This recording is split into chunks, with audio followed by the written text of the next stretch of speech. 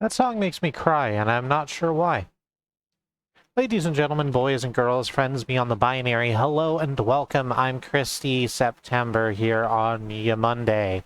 We're gonna play some carded games. We're gonna play some games with cards on the internet websites. Actually, one of them isn't on the internet website. Well, it has multiplayer that is currently in deep beta testing, more beta than the... You know what? Let's just get into the thing. I'm gonna play some card games today. Hi, Freya. Hi, Mox. We're going to jump into... This should just work. I think I did all the things to make this work already.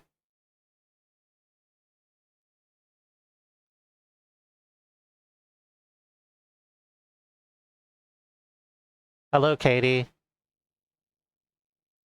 I'm just waiting for the game to pop up. Is that, being captured? It is not being captured. Why aren't you being captured? Let's go into game capture. It says you should be.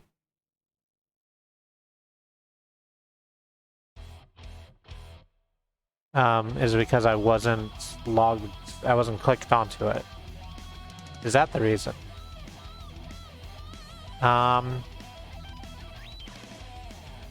Oh, nope, there it is. Yeah, that did take literally forever. Katie came over to try and help me get it sorted out, but it turns out it was just a little slow, is all. That's the changelog. We're gonna play some Markout. Thank you, Freya, for the 100 gay bits.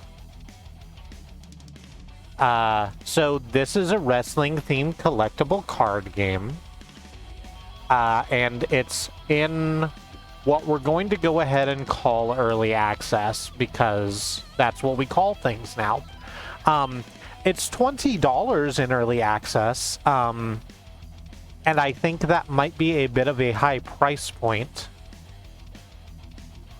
I got this for... I didn't pay for this. I got this for free from Riz, our stream friend. Riz Plays Games. And who, like, messaged me out of the blue to say, hey, there's this game I've been looking at, and you're the only person I know who likes wrestling and collectible card games at the same time. So he just went ahead and bought it for me. You'll see up here that there will be a card reset before the end of 2021.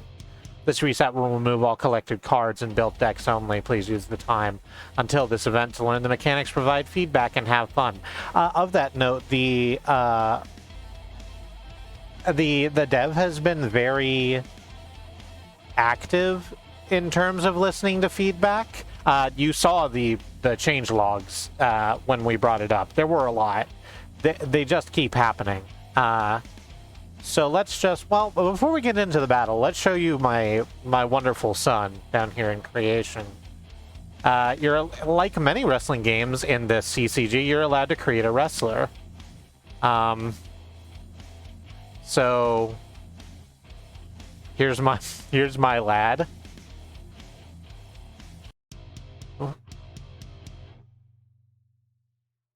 His name is Brong Monstman.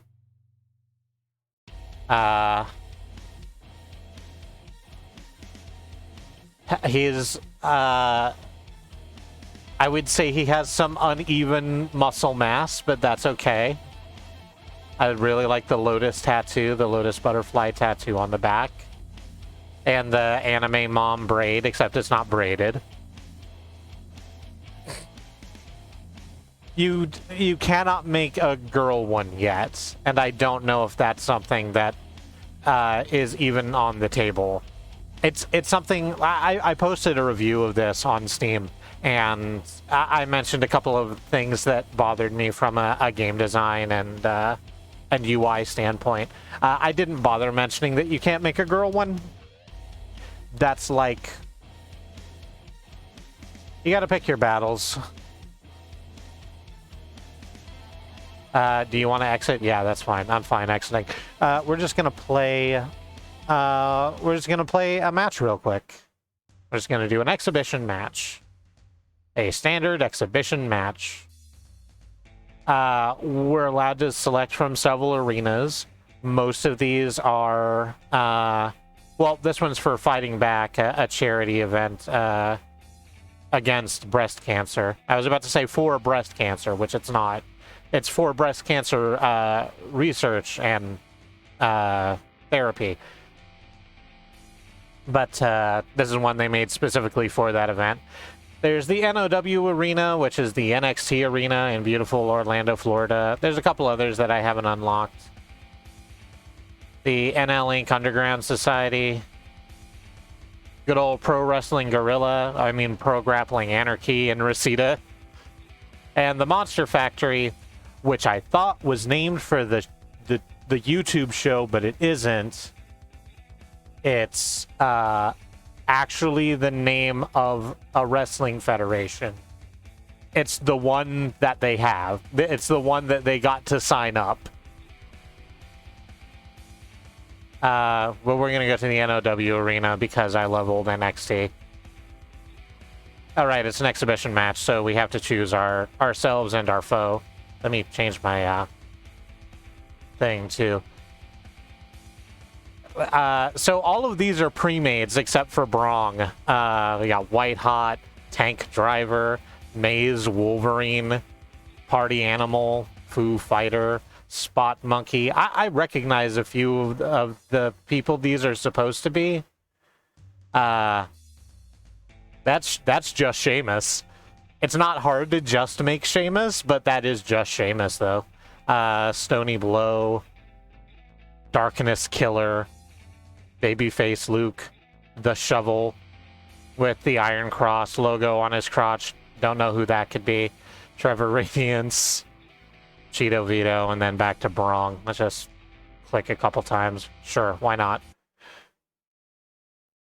Do they have a truck driver in addition to a tank driver? No, but we can make a truck driver.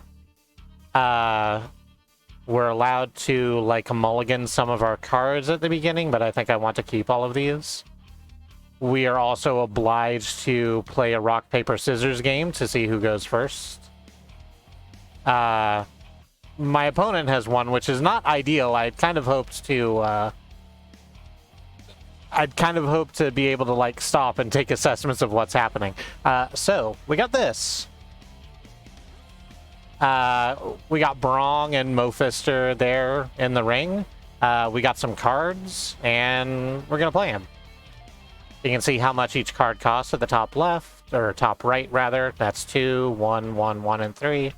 Up here's 2 out of 2. That's how many energy we have to spend this round. It goes up 1 every round, so next round we'll have 3 to play with. Next round we'll have 4, 5, etc. And the goal is to just deplete health. We can see on here at the bottom, it's got the victim is how much damage the opponent will take. This is a -7, and attackers +12. This will fill this bar. Once we get this bar to 100, we can use a finisher, which is incredibly powerful. We'll deal with that if we deal with that, I guess. And let's just throw a clothesline for right now. It's going to do this thing. Right, so the animations are rough. They're very rough. And they're worse. I'm sorry, that's a subjective term. To me, they are worse when they're played as intended, because the camera will... You saw it earlier. It's just going between pose, pose, pose. In the default format, the camera will move around the static pose to sort of give it an effect of movement, but it's really hard to look at, and it was actually starting to give me like some sickness.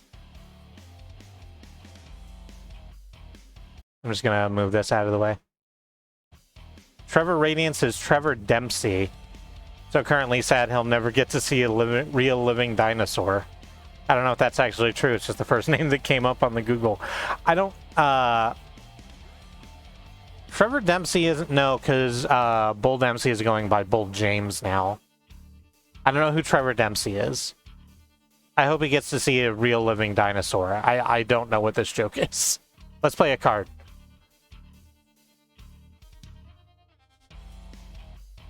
Just a good old-fashioned clothesline. Like you get, like you have. That's not a joke. I'm just reading what I found. I apparently need to look up Trevor Dempsey, who very much likes dinosaurs. Let's put our opponent in a Boston Crab.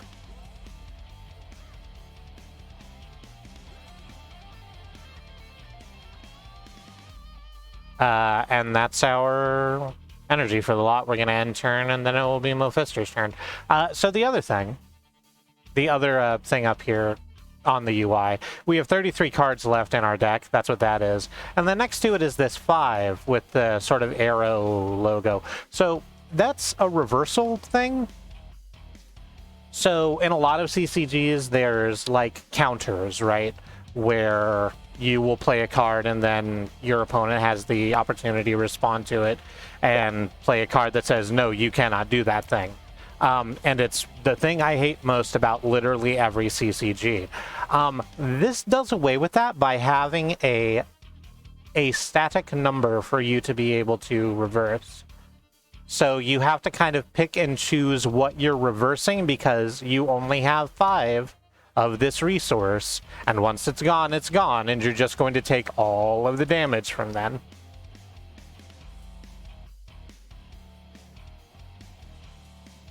The single-leg Boston Crab, which is how UFC announced to the world that it was a work. The world still doesn't believe that UFC is a work. I do, and I'm not interested in having an argument. If there's anyone out there who wishes to have an argument with me about that. But what are we gonna do? Oh right, we ran out. So let's take a look at... That's gonna do 11 damage. I would like to reverse that very much, please. So rather than them doing their attack animation, I just kind of forearm smash them in the face. Can you pick that up when I do that? The forearm smash? Anyway. We got 3. We can do that same thing, but they have a counter resource too, and they are most likely going to use it, so... Let's give it a go. Yep.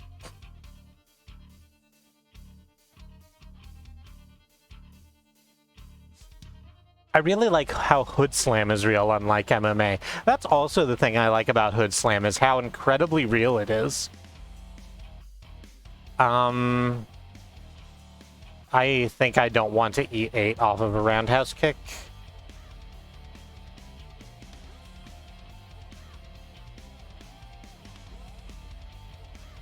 So I was hoping, let's go for the middle rope tope. That's what that move is called. And now that goes through.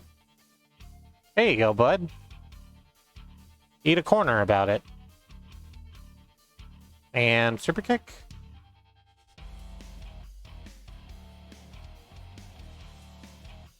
This card game is literally more dynamic than WWE 2K.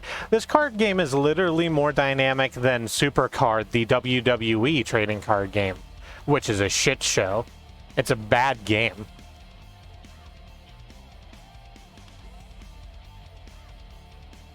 That's it? Yeah, let's move on to Mo's turn.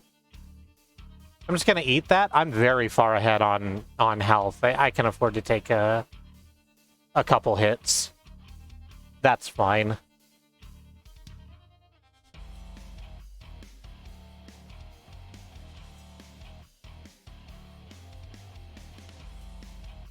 Thank you for getting rid of a robot. That isn't me. That's what I'm the good one of, bots. In case you were ever wondering. Ah, good. I was really hoping we could get to this part. So, here we have a diving elbow drop. And here we have a second diving elbow drop. And what we can do is we can click and drag and place these on top of each other to make a bigger elbow drop. So, that does a couple things for us. Notice as I drag it over some of the the things change. It's next to the words diving elbow drop, it says 1 out of 3. I drag it over, it'll be a 2 out of 3. That means it's a second out of 3 levels. If I got another driving elbow drop card, I could put it on top and make it a 3rd level to do yet more damage. And the attack or the oh, I don't think there's a really good term for it. The boost or whatever and the damage both go up. It also makes it harder to counter because the a level 1 card like this, even if it's a very expensive level 1 card like this, which costs 3, is going to take 1 reversal token to counter. But if it's a level 2 card, regardless of how much it costs, it's going to take 2 to counter. So let's try and get some of your reversal counters off you. Yeah. Baited. Oh, there's a 3rd diving elbow drop. I could have kept it. Okay. Whatever, it's fine. We only have 1 left. Let's just throw a drop kick. Or actually, let's do this fun thing and play a vertical suplex. This is the one time an audio cue plays in response to a card animation.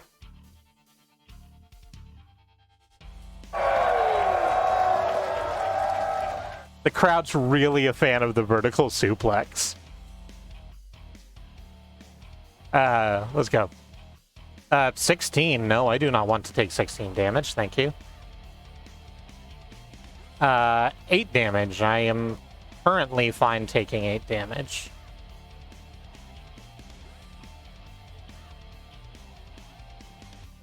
Excuse me. I haven't played... Ooh, golly. I haven't played with it a lot, but there's a lot of creation modes in here, and some of them will let you do... will let you chain together your own poses for card animations, which I think is really neat. I haven't fucked with it, like, at all, because I haven't, I couldn't be arsed. Honestly, I've been enjoying just sort of playing the thing and getting used to it, and then maybe sometime I'll dive into that and see what it's like. Currently, I just kind of want to hit Mephisto with this hopping Canadian destroyer.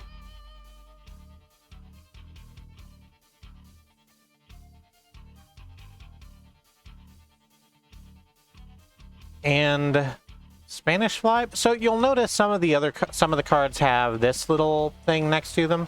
So you can drop cards. You can drop similar cards like we did with the elbow drop on top of each other. But cards like this, the Spanish Fly over here, we don't have any. But there are cards that we could play on top of it and turn it into a completely different mood.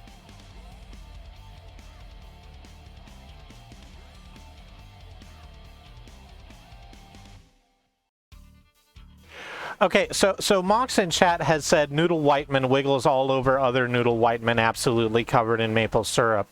And I don't know if this is a fan fiction or an admonishment. But I do love the series of words next to one another. It is true that all the dudes are kind of the same. I went about as wild as you can get with the character creator, and I still got someone who looks exactly like one of their stock characters. Oh, there we go.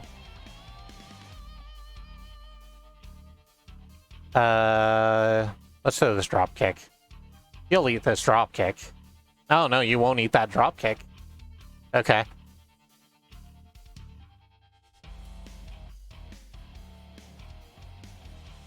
So they can only take... I don't know how visible that is. These are quite small numbers up here in the corner. But they can only take 11 more damage, and we have our hanging DDT, which does exactly that much. And they don't have any reversals left, so literally all we have to do is survive their turn, which is very doable. Let's eat 3 off of this leg drop. Let's reverse 11 off of this exact move that we're about to use on them. Fine eating this. I'm fine with that. Oh no, I think I just got bleeded on. That's what the blood droplets here. It shows that you can be busted open during that move. But the bleeding like doesn't actually matter because we're about to win. Here's, oh, there we go. And we got them back too. Very an exciting thing. Great win.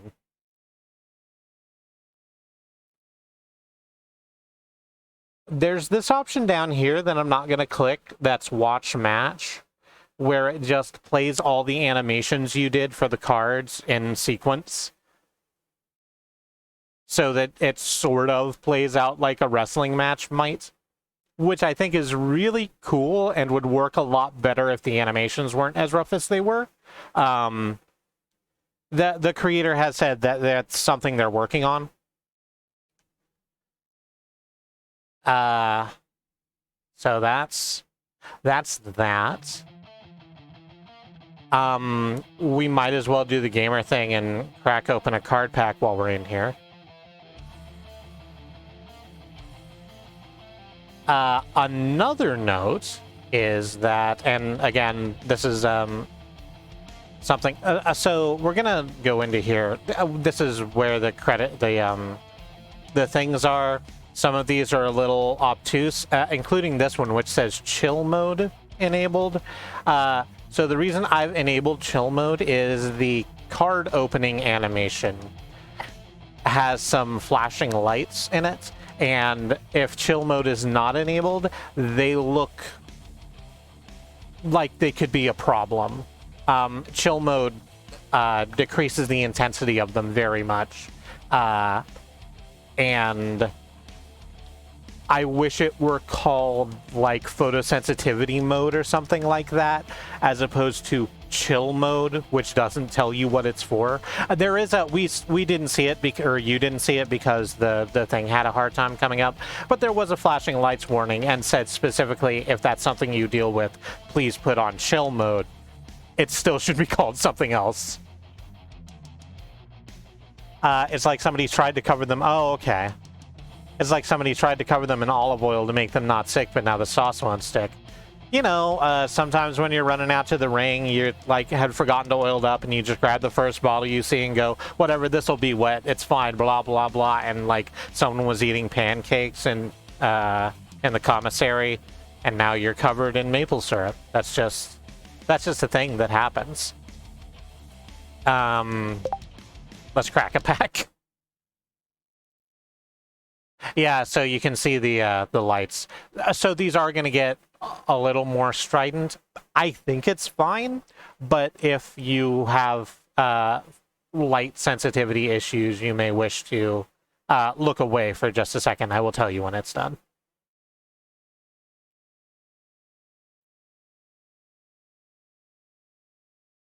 All right, it is done. Got an elevated cutter, otherwise known as an RKO.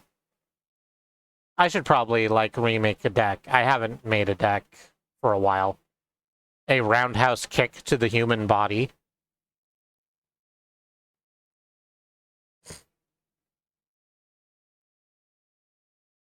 Hey, Bad Road, you should not want to play that game. I presume a lot of people worked very hard on it, but it's a gacha waifu game.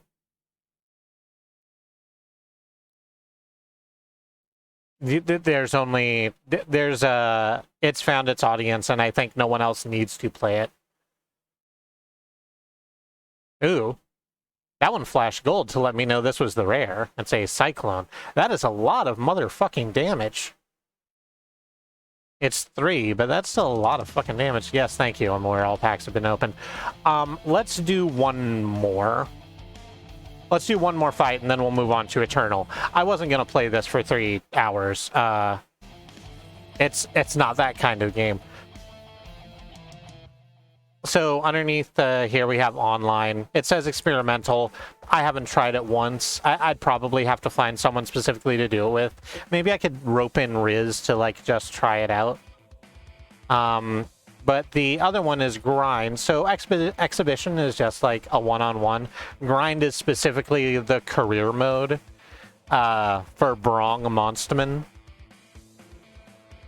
You're not going to play in Wrestling Virtual CCG for 3 hours? No, I don't think I could make it. I don't think I can make this particular game that interesting for 3 hours.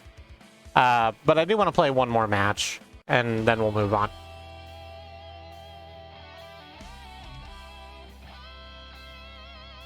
So Monster Factory is the name of the brand we're working for. And we are scheduled to have a cage match against King Hammer. And let's go to work. I need to make sure to change my deck. There we go. They have cards that are specifically for cage matches. I should probably make a specific cage match deck. Let's confirm. Cards found in the lockdown tier can be used in cage matches. Obtain cards from this tier by purchasing them in the store. This is fine, probably. A rock, paper, scissors. We get the first move. And let's just swing with the heftiest card we have. Actually, we only have, I think, one arm drag in here. We have a couple of vertical suplexes and a couple of hip tosses, so let's save those so that we can combine them together later. Looked like I missed some nice character creation while my service was down. No, I did this off stream. I've been playing this off and on for the last couple weeks. Brong Monsterman is a known force in Monster Factory Pro Wrestling. I will reverse this card, thank you.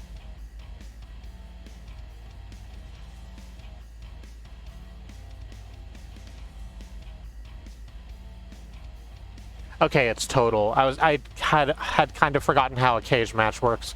So up in the top, so last time we had all of those bars. Now we just have one, which is the total bar. There are other types of matches like submission matches or tables matches, which will ask you to take down a specific part of the body. Those are like visible on the card. Like this one works the center mass. That one works the legs. That works the head. What are these animations? They are a series of static images that are cut to one after the other. I don't think they technically count as animations in that case. The game is in very, very early access. I'm going to play a card, huh? How about basement dropkick? Let's dropkick him all the way from the basement.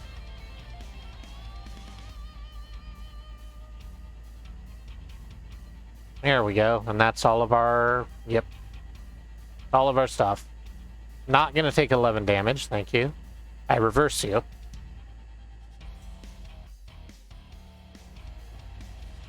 Animatics is a much better term, thank you. Let's throw you on a single leg Boston Crab. Let's throw another crab on the Barbie. I think that's how you say that.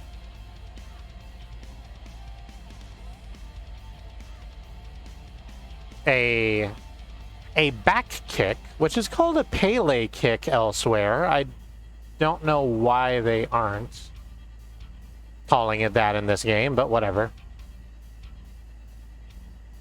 And, ooh, there's a second diving elbow drop. We can't use it this turn because we don't have enough energy left, but we've got it. And, you know what they say, if you've got it, flaunt it. Braniff. That's nothing. That's a thing I know because I watched way too much, like, TV Land growing up because I was not allowed to be in school for a period of 8 months. I will reverse 10 damage, thank you. I'm running out of reversal really quick. I'll just go for both of the big cards and then try and pull some of their reversal counters off of them. Vertical suplex. Yeah, there you are.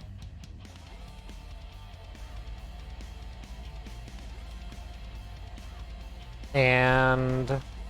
oh, there's a third diving elbow drop. Let's take the third diving elbow drop.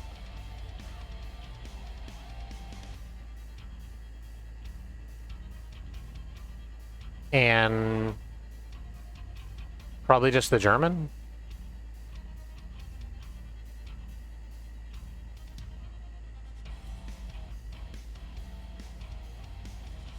Uh... 10. I'm so far in the lead. I can eat 10 right now. I can definitely take 3. 9's pushing it, but sure.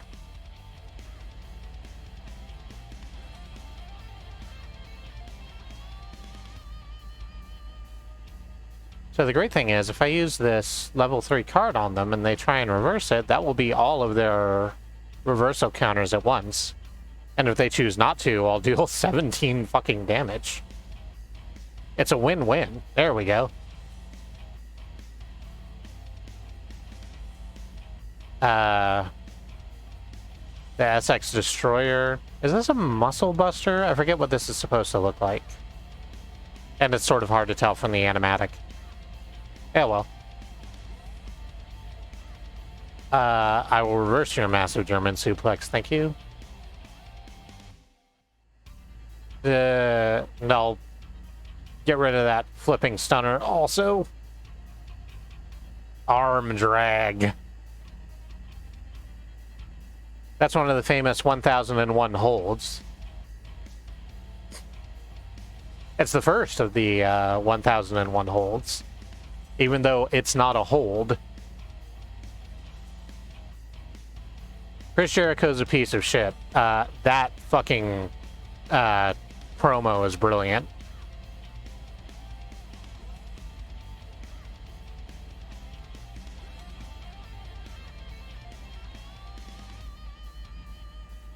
I think, what do you have, 6 left? Can we deal 6 right now? Yeah, we can. Diving elbow drop.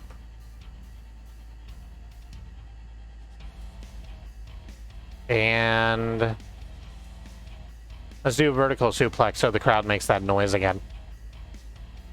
As we win. And we climb the cage. Congratulations, Brong. You are victorious. You've climbed back into the cage to do your victory pose. That's great. I love that for you.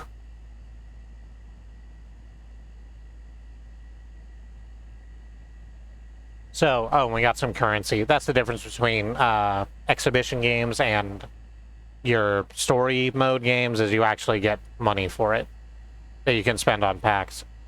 Defeat this challenger to take their secret card. I don't want to do another one of these. So this is, no, don't hit work. You're trying to back out. So this game is rough as hell. And I think $20, 20 Gregorian dollars, is too much to pay for it in its current state. But if it keeps getting better, if it keeps getting more polished, then I think there are some cool gameplay mechanics in here that could make it a nice little niche title for someone who, for the incredibly specific person of me who wants a professional wrestling CCG. You know, WWE had their own CCG back in the heyday of, like, everything having a trading card game. Someone got in Vince's ear and said, you know, these kids are playing Magic the Gathering. And he goes, do one. It was called Raw Deal. And I have it on... and I have a set of cards on Tabletop Sim. I keep meaning to learn it, and then don't. We're gonna quit the game. I had a deck, but no one else played. I am pretty sure I am the one person who ever bought a deck of Raw Deal. Which deck was it? Because the decks were, like, themed around individual wrestlers. We're gonna move over to Eternal now. That was a good, like, 40 minutes. The Rock. Makes sense. Both that he would have one and that... Oh, so you got a raw deal? Womp, womp, womp, womp, womp. I wanted Foley, but all they had was Rock and Austin. Yeah, that's fair. I know they had a Mankind deck. I don't think it would have been called a McFoley deck at that point, because it was in the heyday of the Rock and Sock connection, I think. That's, very, not spurious. That's not the word I want. It's some information. You've learned something today. Not like a lot, or anything useful, but you've learned some things. I need to change the game capture so that a game is captured. Eternal. Eternal is the game that is captured. Oh, I need to change the stream information also. Just to show that we're not playing Markout anymore.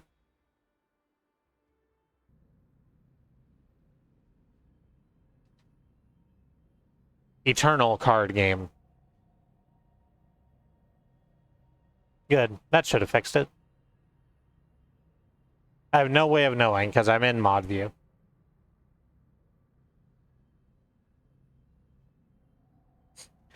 I want to think Steve Austin would like to open an ice cream shop but can't due to trademark abuse.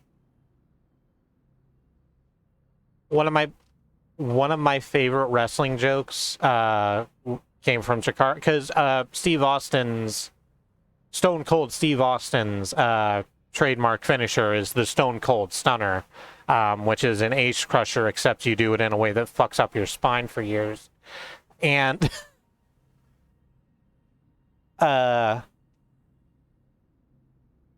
the ice cream clown characters from Chikara also did that move, but they called it the Cold Stone Stunner, which was that's just good business sense.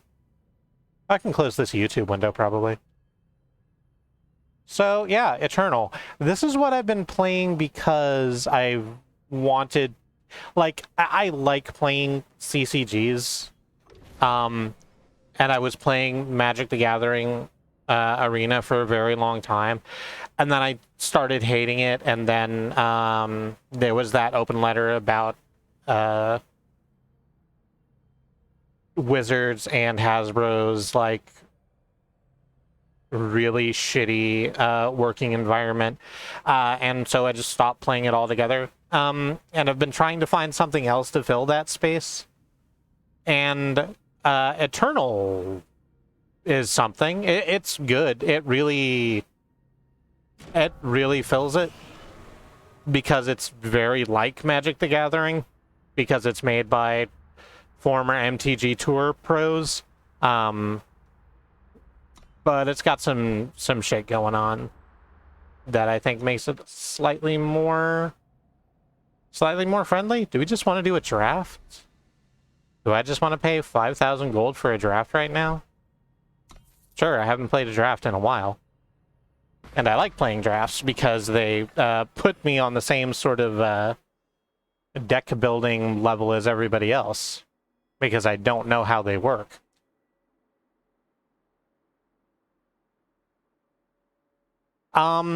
So this kind of setup, if you play CCGs, is pretty...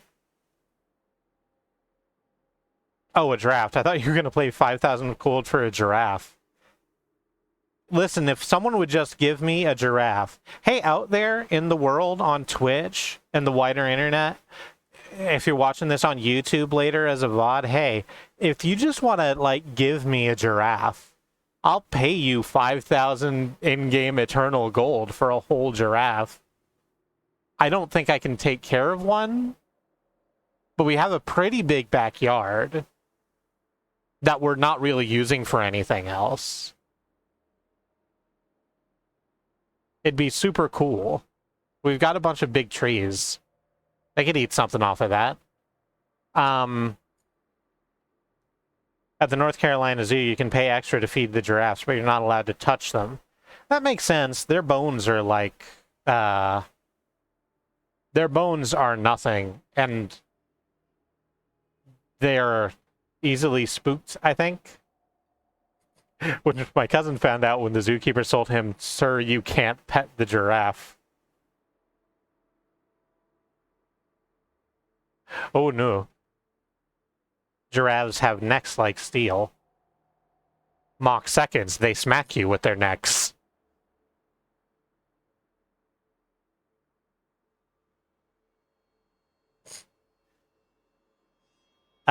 My cousin was told, "Sir, you can't pet the giraffe." He tried to argue, "No, it's fine, he likes it." And the zookeepers retorted with, "No, I mean, we're going to ask you to leave. And by ask, I mean carry you outside." Makes sense. You don't want to just, like, do that. Oh, I was going to turn on pretzel. You don't want to go against the wishes of people who are trying to do their best and protect precious, middlingly endangered wildlife.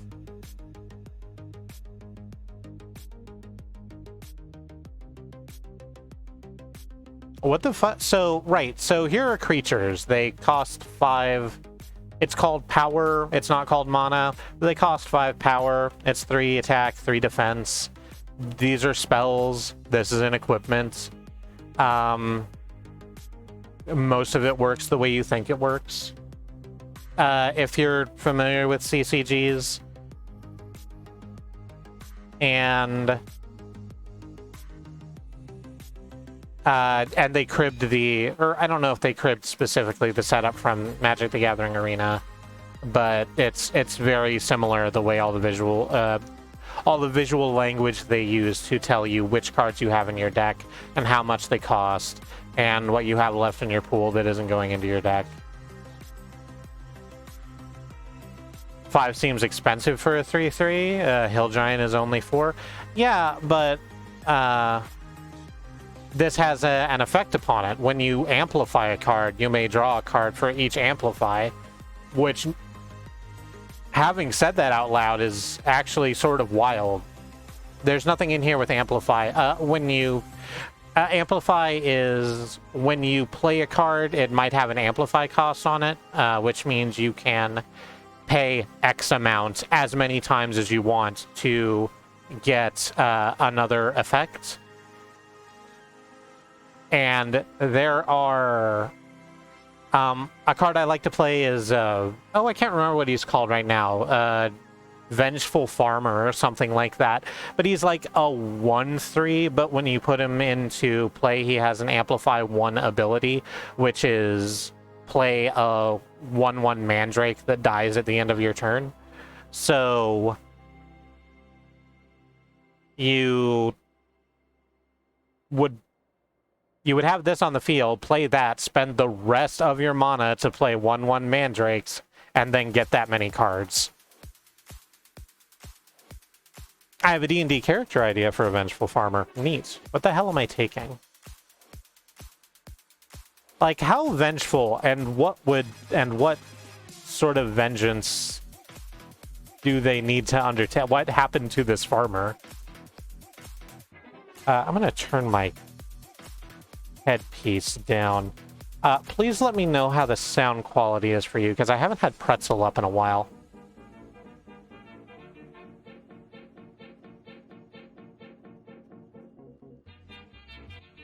Let's just fucking take Bannerman. Let's just take Bannerman and get some fixing right off the bat. Ooh, okay, so that's a 6/6 for 6.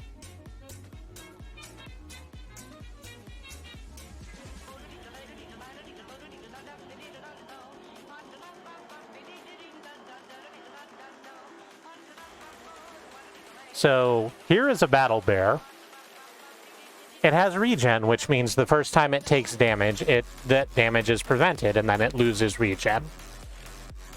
When Battle Bear regenerates, i.e. the first time it is dealt damage, it gains 4/4 and Berserk. So then the first time it takes damage, it's suddenly a 10/10 that attacks every turn.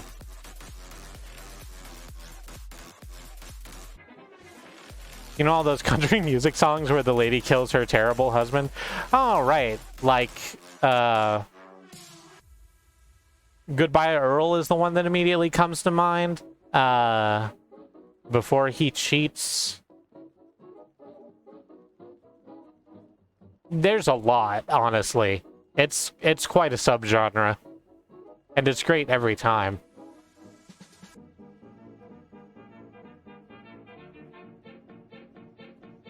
A 4/4 with lifesteal? That's pretty expensive, and it also would lock us into these two colors. There's 5 colors. I don't think I needed to tell you that.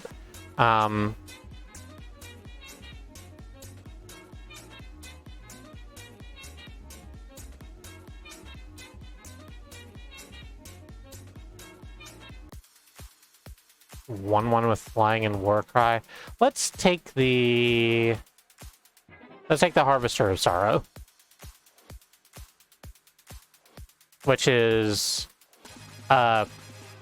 green and purple, or Justice and Shadow. So let's try and put our deck in there. Here's the only other shadow card on the field. You may sacrifice another unit to draw 2 cards when summoned. And otherwise, it's just a fucking 5/5 for 6. Or sacrifice a unit to gain 2 cards and draw 2. That's fine.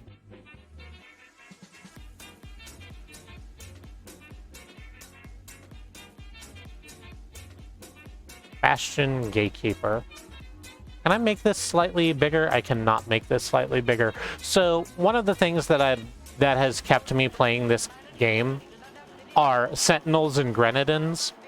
Grenadins are these little folks like this. Like, this is a robot pufferfish. I don't think it's supposed to be a pufferfish. I think it's just supposed to be a spike ball. But I'm saying it's a pufferfish because I think it's cute. There's a lot of robot animals, and I do love them. The Sentinels are the sort of level-up version of that. They're more humanoid, and usually they're thicker. And then there's Constructs, which are, like, yet bigger than that. There's not a lot of them. But all of the designs of their robots are so good. And of course I am weak to that as a human being, or as a robot person. So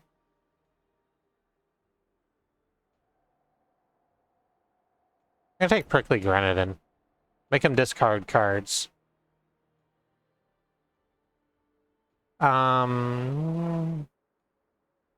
Arcane Defense, Umbran Deathwatcher. +1/+1 for each unit in your void. That sounds good.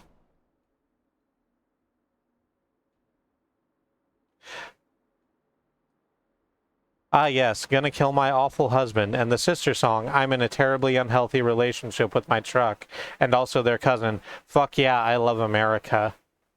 Yeah, you're not wrong.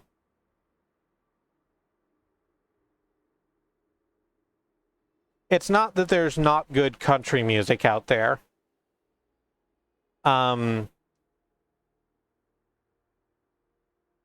not the sort of person to ban a whole genre. But there's a lot of bad country out there. Country music, or How White People Ruined Western. You're right, and you should say it. That's the only other shadow card. It steals other cards. Soul Collector. When another unit dies, Soul Collector gets +1/+1. Can we make a, like, Aristocrats deck? Can we, like, make a deck where we make a whole bunch of creatures and then sacrifice them? Because we have 2 things that would go well with.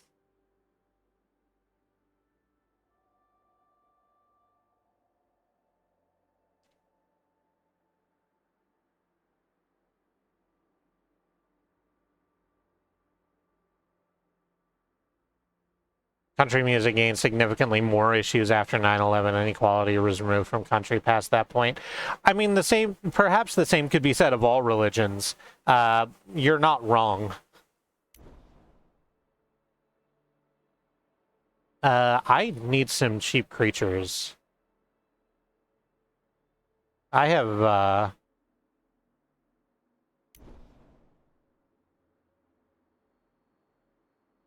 Oh, there we go. Asked and answered. And neither of these are our colors. Any one of them good? No? Oh, hey, a Seek Power. The thing that lets us go, like, get, mana cards from our deck? Sure. I don't know why that's not there. I don't know how that got all the way around to being the last pick. Discard a card to play 2/1/1 Awakened with Valor? Sure. Does this...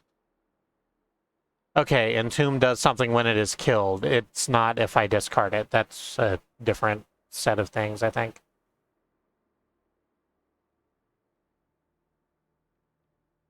Lifesteal, Stealth, Thorncrawler can't block. That's fine. Nope, those aren't the colors I need.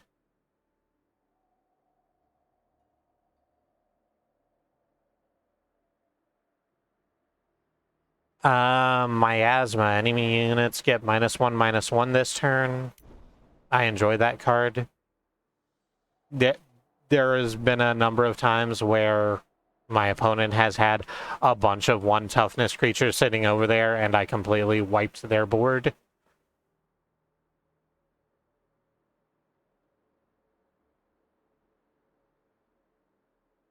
Oh, the Thorncrawler.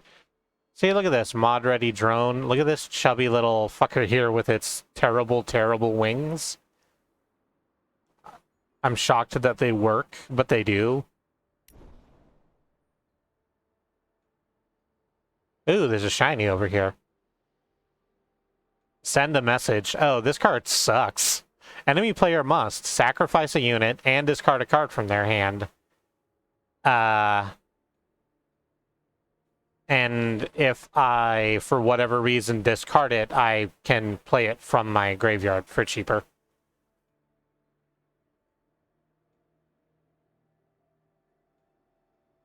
I've listened to good country from artists who have dabbled towards folk punk prior, and that's because they aren't afraid to openly hate cops and their country-adjacent music.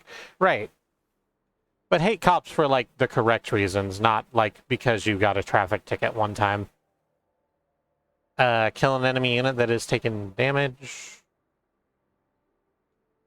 That's good, especially for 1.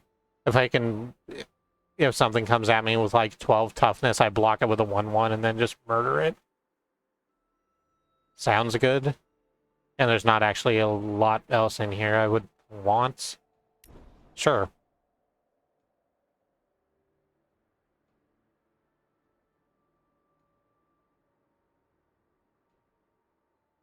Minister of Obeyance, which I don't think is a word, but I'm absolutely taking this. This has an amplify. You can pay 4 and then pay further 4 to just murder something and give all of your other creatures +1. Is that card glowing because the game thinks you should pick it? No, the card is glowing to point out the fact that it is a uncommon card. That's what the green glow is. Or no. Yeah. Yeah, green is uncommon, blue is rare, and then gold is legendary. Abeyance is a word and obsescience is a word, but I don't think obeyance is a word. Well, regardless of whether it's a word or not, I'm going to take this card. I remember I read an article about people who were doing exciting things in country, and they were like black, gay, and otherwise divergent of what one usually thinks of in terms of country. I know a lot of people who like Orville Peck. I have not taken the opportunity to listen to any Orville Peck, which is something I should probably fix. Muck Devourer. It's got First Strike and Stealth. Leatherhide's the only thing in our colors, and it's pretty good. Hits the enemy player, he gets +1/+1, just continuously. Did I take the other unchecked upgrader, or has this just gotten around to me?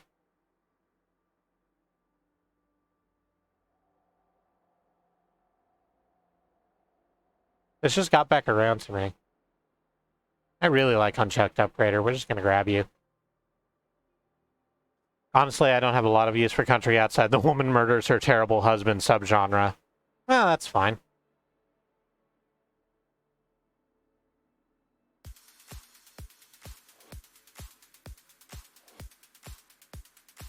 You know, this Pretzel Electro Swing Station is claiming that it has 6 hours worth of music on it, but apparently fucking none of it is YouTube safe. So, hang on, let's find something else.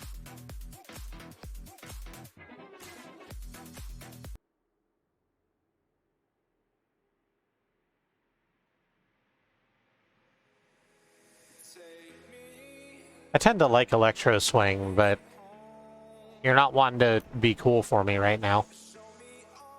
Deep Cover Operative, Telekinetic Shackles, I can throw that away. Actually, let me do that, because I know I have another thing that isn't in my colors, and if I try and keep it, it's just gonna fuck with me. Elian's Favor, there it is.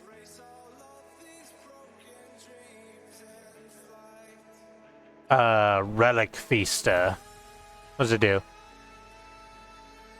Amplify. Sacrifice a relic to give Relic Feaster +2/+2.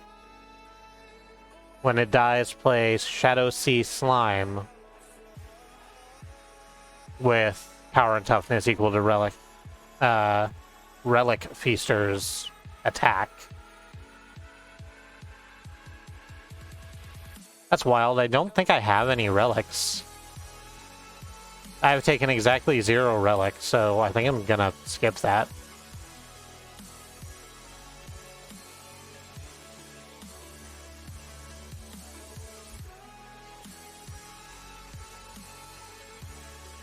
Play Stalking Assassin? Sure.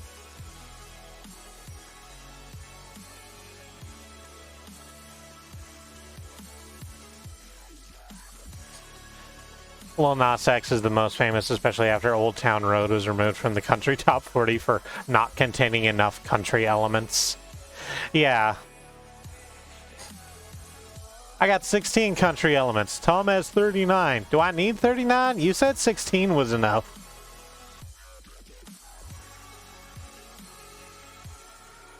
So you only need 39 if you're trying to one-hand it. The 16's fine if you're using 2 hands. And that's a Dark Souls joke. Let's take this invisible wall, because it's 06 with stealth, and that means people just run into it without realizing it, which is fantastic flavor for an invisible wall. Also, I like seeing the look on people's faces. Thank you, I enjoyed the good Dark Souls joke I made.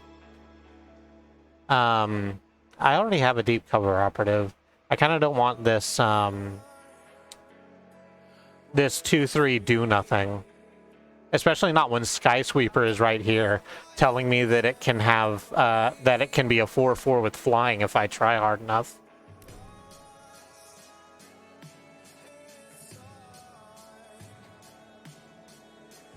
Wow, we are really giving our deck the middle finger with this 3, huh? We need something to flatten out that curve a little bit. We could take another turn for the worst. That's just a good card.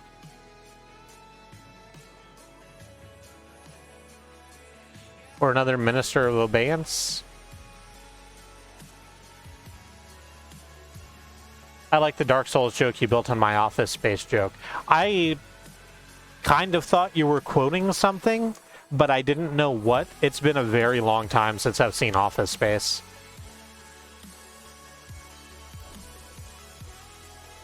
Oh, Cyber Skimmer, you're not in my colors. I want to take you because you're a really cool robot owl.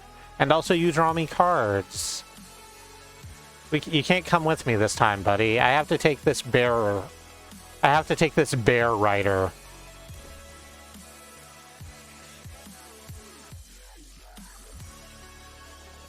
Yeah, that's... I said flatten the curve a little while ago. I didn't mean that. I meant to make it more of an even curve.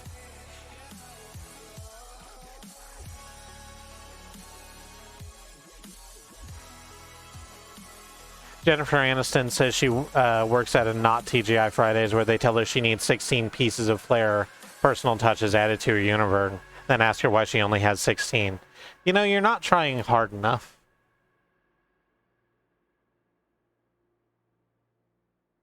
Good old Glenn Pathcutter. When Glenn Pathcutter goes to your void, you give a unit or weapon in your hand +2. Sure. Cheap creature does some shit. At the start of your turn, discard the top 2 cards of your deck. There's a deck we're not playing that, like, messes with its graveyard a lot that this is great for. That's not where I am. I'm gonna take reliable troops. Yeah. Cheap 1/1, get it out there.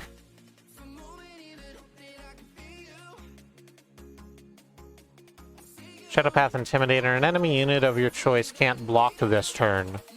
Or a player of your choice discards the top 2 cards of their deck. Sure. We're back with the 2-3 nothing, are we? Yeah. Second unchecked upgrader, sure. And a manufactured force. So this unchecked upgrader. When one of your units hits the enemy player, it gets +1 attack. So there are straight up unblockable creatures, not a lot, but a few. And there's also flying creatures, and you can put out a number of 1/1 flyers, and then this, and you become an unstoppable force very quickly.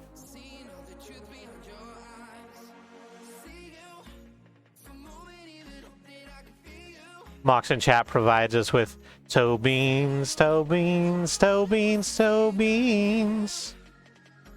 Oh yeah, don't you pet my dog.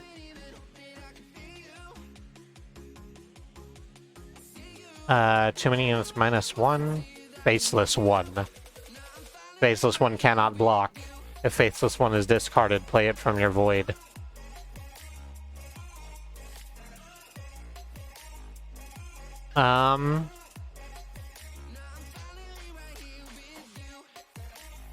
Let's go with Rapid Shot. That's actually a very good combat spell.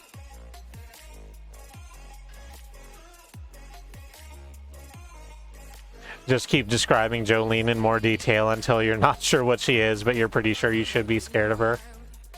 Jolene being like the next cryptid. Scavenging Vulture.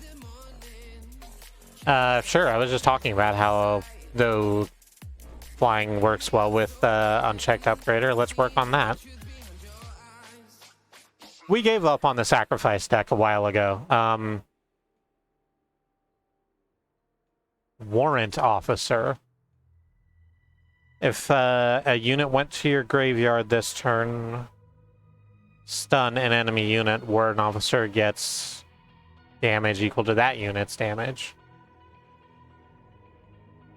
Warrant Officer has no damage of their own.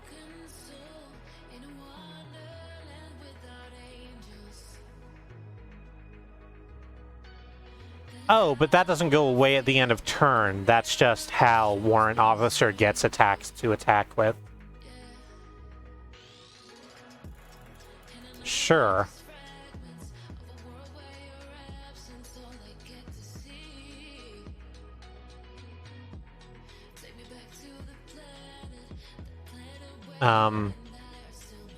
Good idea at the time. Transform a card in your hand into a random card. My brain really wants to take this. It's not in our colors, and also, like, I guess nothing else is either. Sabotage. Player discards a spell or attachment of your choice from the hand. Let's just take this. I'll put it in a deck some other time.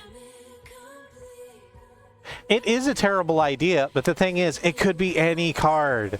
It could be exactly the card I need. It could be one of those sight cards that always fucks up my entire shit.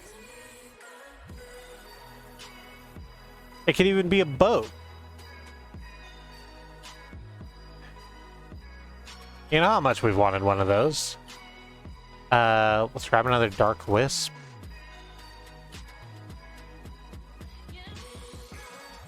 Finest Hour for a combat trick. Gives the thing +3/+3. Gorgon Cutthroat. When Gorgon Cutthroat blocks, it deals 2 damage to you. That's not what I wanted. I get a faceless one already? No, I did not get a faceless one. I'll take this faceless one.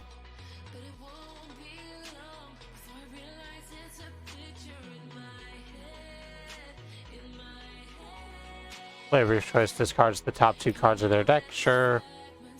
Hyler is the only thing in our colors. Ready one of your units. It gets +3/+3 in endurance. If I could turn back time. Let's take this. Gain influence in a faction you don't already have.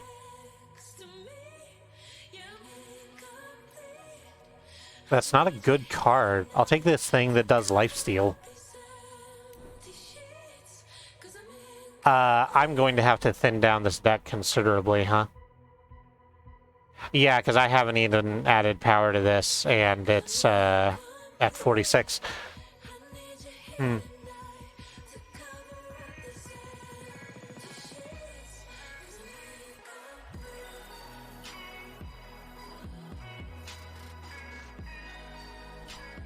Oh, turn back time. Let's get rid of that then. Is that the only other... It says I have a fire card in here. What is it? Oh, no, wait, it doesn't say I have a fire card. It does say I have a good idea at the time. How much does it cost? 1. We can get rid of that. Purple and green, that's all we want.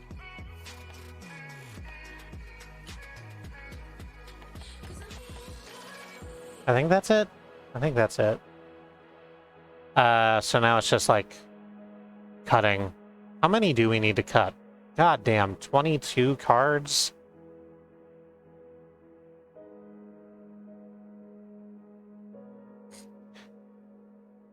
A Charlotte Hornets deck in purple and gold, right? Or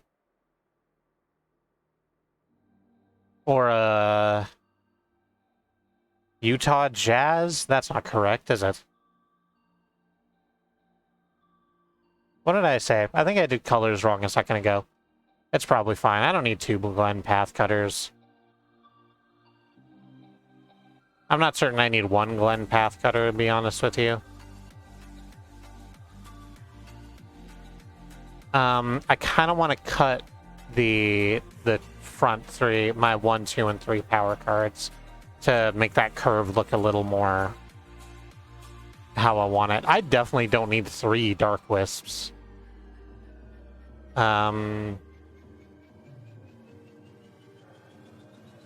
Let's get rid of Seek Power. I know I'm going to hate myself for doing that later. That's fine. I'm fine living with my bad decisions.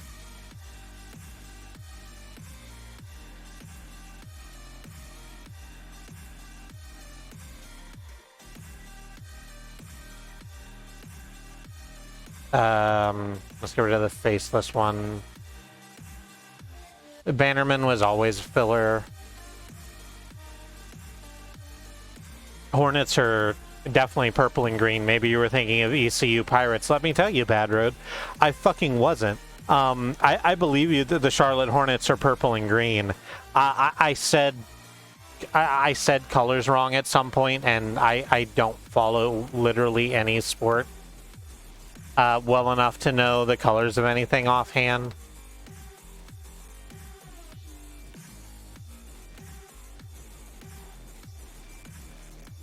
I'm sorry, I know that OU is crimson and cream because it's one of those things you can't fucking not know in Oklahoma. But, yeah. Yeah, exactly. The only sport I follow is baseball. I do have the, I do have the hex codes for the Breckenridge Jazz Hands and the Core Mechanics colors saved on a file on my desktop. You know, just in case I need them for something. Let's get rid of some of these threes. I went really deep on threes. Deal 3 damage to player, gain 3 health. When deep cover operative hits the enemy player, you draw a card and take 1 damage. I think I'm fine without you. Madness. Steal and ready an enemy unit this turn. Steal is not as good as it sounds. When I was introduced to the steal mechanic, I'm like, I get to just take something, and it lives over here, and I get to just whack them with it. No, it's 1 turn, and then it goes back and re-readies itself. So, you can get in 1 good hit, and maybe that's all you need, but it's not something I'm incredibly enamored with as a mechanic. Mod ready drone. This has flying, though. I want to keep my flying things. In D&D terms, yes, Bad Road. It's Ray of Command, not control magic. I like making people discard things. Skysweeper has flying.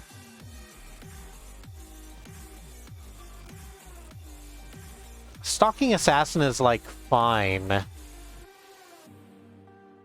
But it's not great. Let's get rid of fucking Thorncrawler. And let's get rid of Umbran Deathwatcher, too, since we're done with the idea that we're going to run, like, a sacrifice deck. That puts 2 and 3 on even level. Let's get down to... Unit gets +1 this turn, but it has Warp. Warp means we can play it off the top of our deck. If it's the top card in our deck, we'll see it flipped up, but our opponent can't.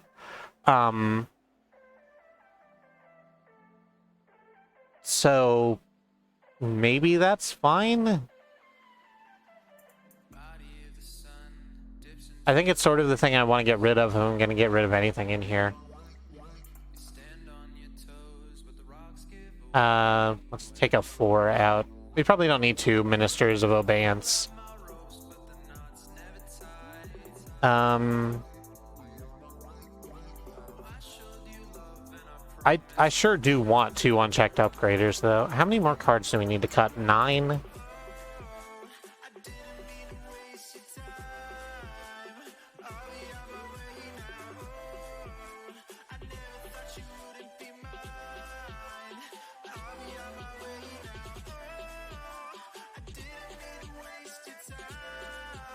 I want to keep sending messages. Let's get rid of Muck Devourer.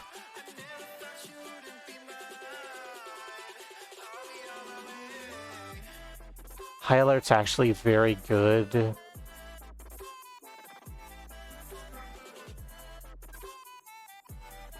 I think Stalking Assassin is fine to get rid of.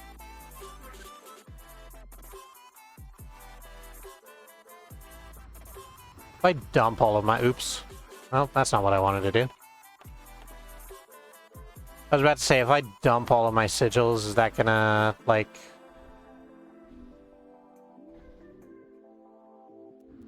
Is it gonna give me a different thing on the add power suite, or nah? Oh yeah, re-adding power has turned it to 47 out of 45. So we only need to cut 2 more cards. That's... doable.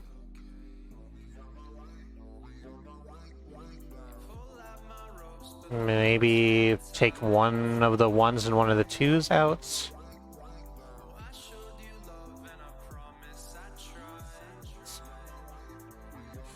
You get rid of Grenamender and...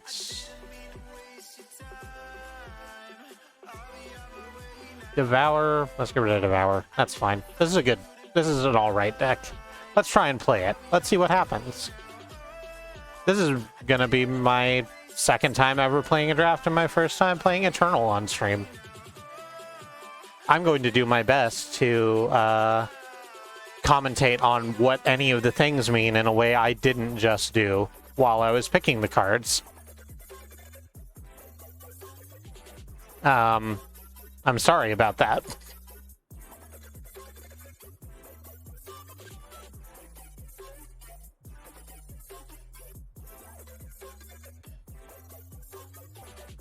So here is the thing about Eternal, is that these wait times can be a little onerous. Not quite as bad as that one time when I did like a whole strong bad Homestar Runner improv bit while I was waiting for a match to start. Not usually that bad. But the estimated wait time is 1:40, and I think we're gonna hit that. Let me drink a drink of this water real quick.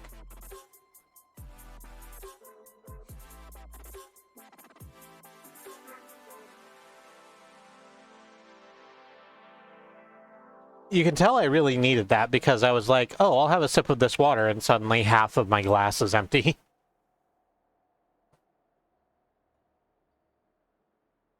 So how's everybody feeling tonight?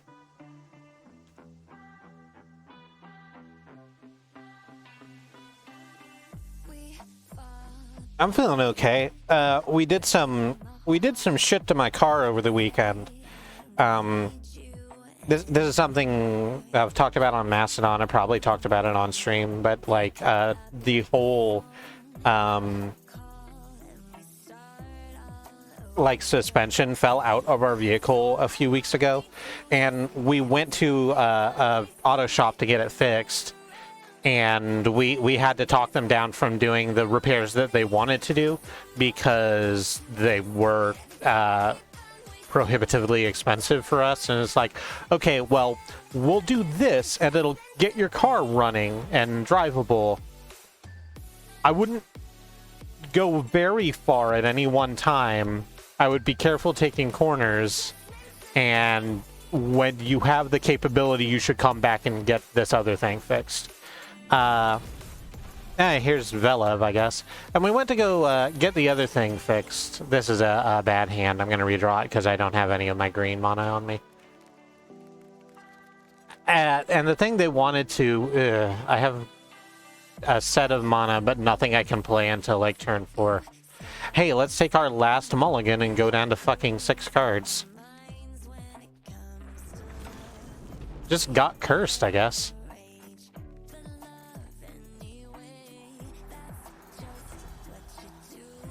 Well, there's mod ready drone. That'll be ready in 3 turns.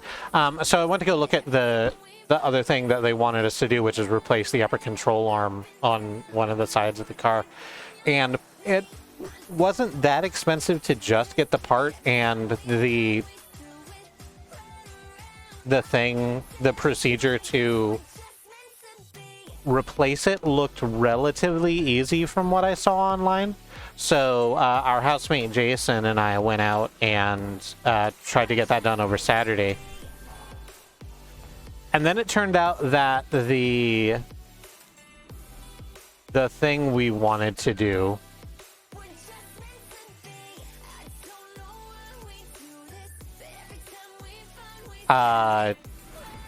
like was harder than we thought, because obviously it was.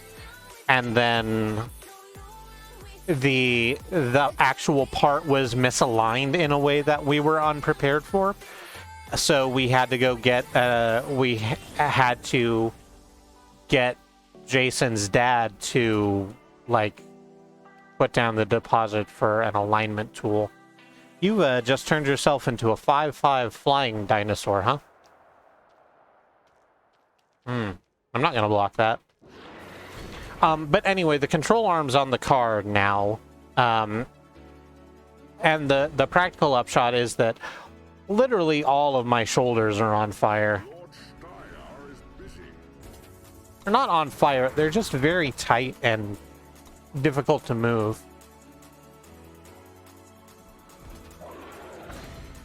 We're gonna lose this game right here.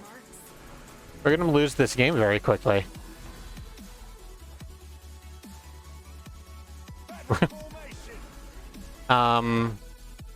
Yeah. Uh-oh.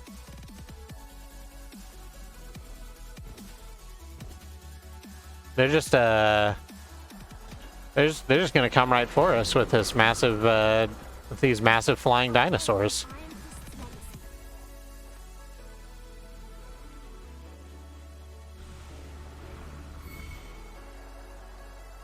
I could attack, but whichever one gets blocked just like gets killed.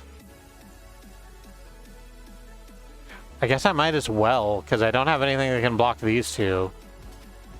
And if I attack with both, I at least get Warcry off of the Ursa Squadron.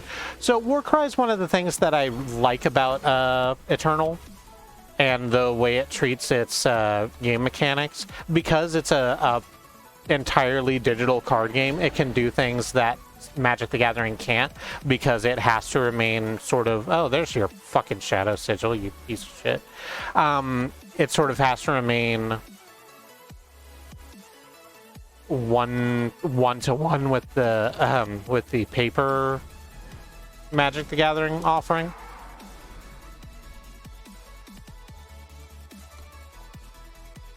So there are a lot of mechanics that actually go in and like fuck with the cards in your deck and fuck with your hands, the cards in your hand, in a way that Magic the Gathering couldn't.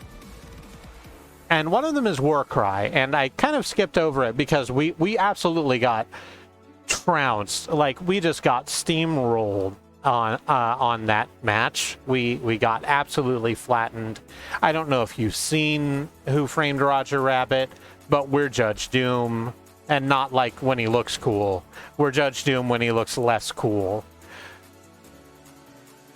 Warcry is an ability where if something that has Warcry attacks, it gives the top unit of your deck, the top creature of your deck, +1, and can stack.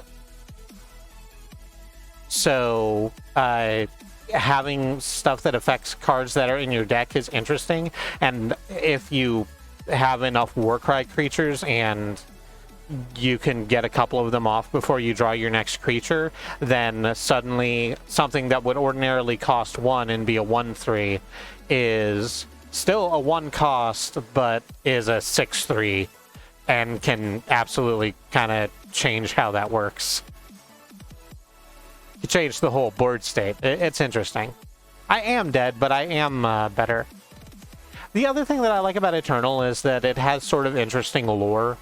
When you first throw into the game, it has a tutorial that sort of teaches you the base mechanics, and it's wrapped around this idea of there are 5 heirs to the Eternal Throne, which is where it gets its name, and it takes you through little mini campaigns with each of these heirs apparent, who symbolize one of the monocolors.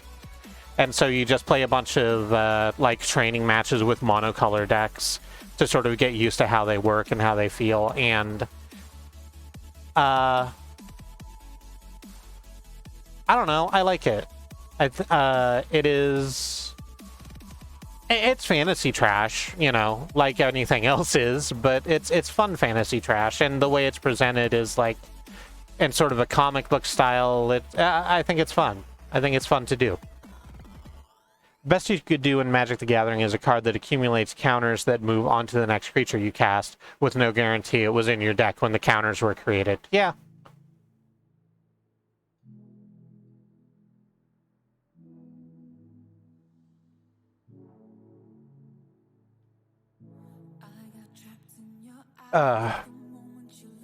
I am stretching my body.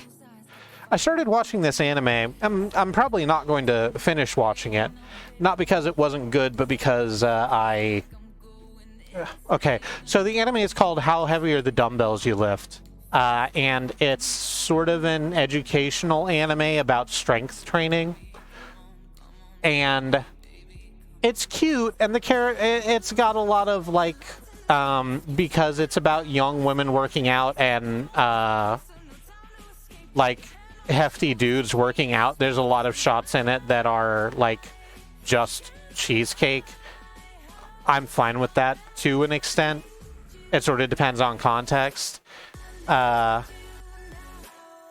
But I watched 2 episodes of it, and I enjoyed those 2 episodes of it, because it was like, hey, here, let's learn about types of stretching and ways that you can work your body and what you should focus on if you're trying to achieve a certain result.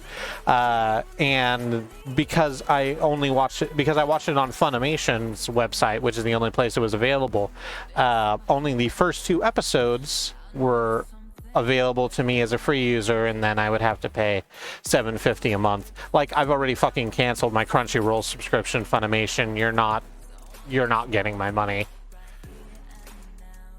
3 minutes, huh? I started watching it specifically because someone on Mastodon was like, and I suppose this is a spoiler, was like, wow, I didn't expect this to, like, take a turn into, like, Yuri at the very end. And I was like, I'm a simple woman. I'll watch a show about strong women liking other strong women. That's deeply in my wheelhouse.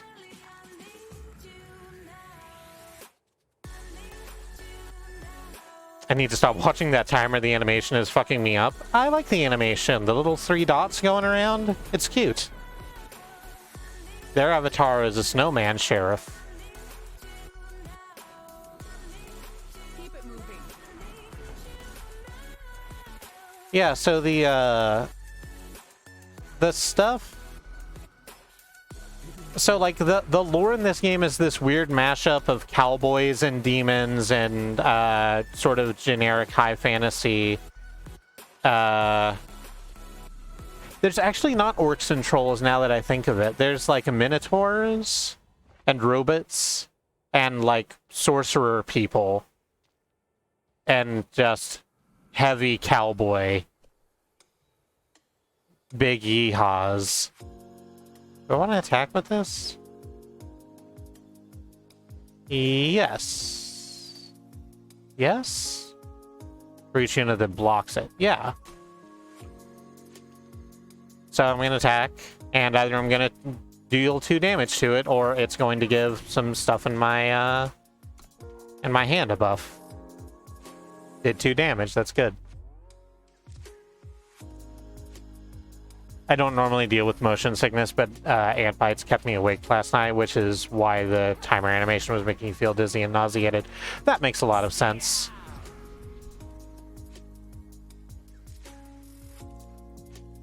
I'm sorry that you were kept awake by ant bites. That sucks. Let's just fuck up their whole day.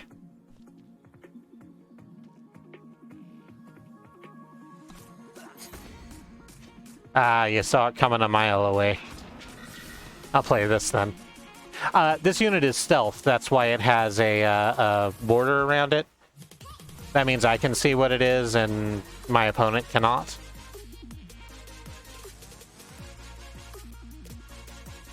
Oh, that's bad. I need to find a way to kill that really quickly.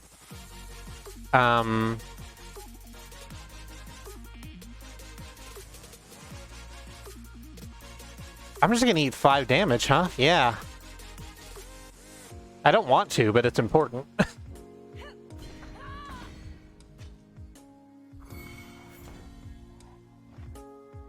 At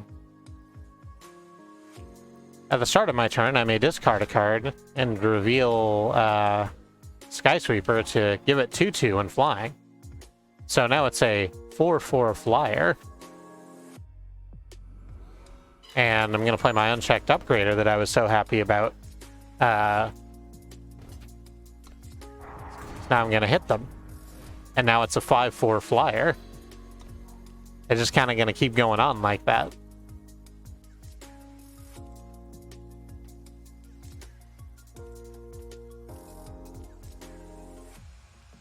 I think, unless they play something that kills it outright. There's stuff that does that.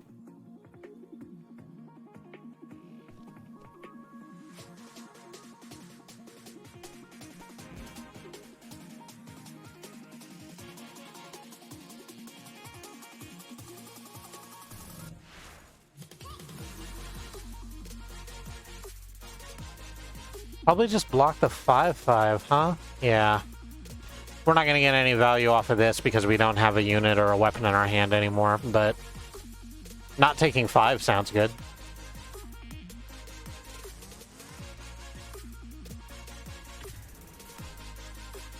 There's a 3/2 with Valor and Stealth. Oh, good. Battle formation.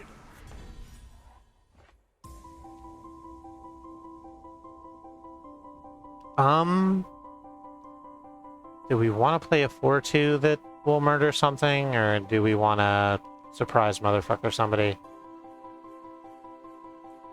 Let's surprise motherfucker somebody.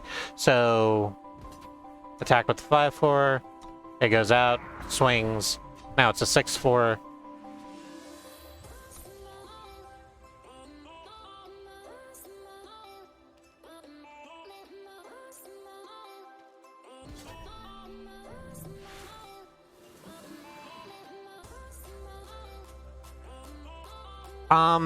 You know, 6/4 is probably fine.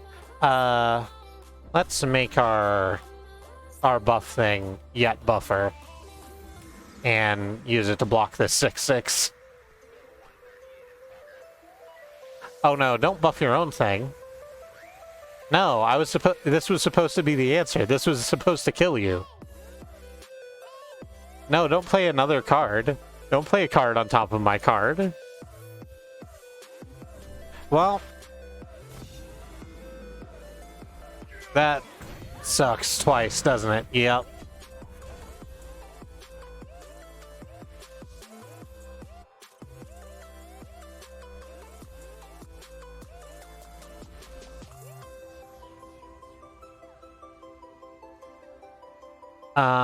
Nothing went to my void this turn, so that doesn't actually help.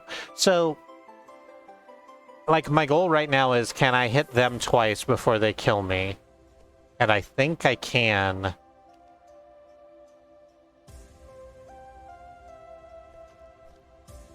If I just put out the 0/3, I can swing with the 6/4.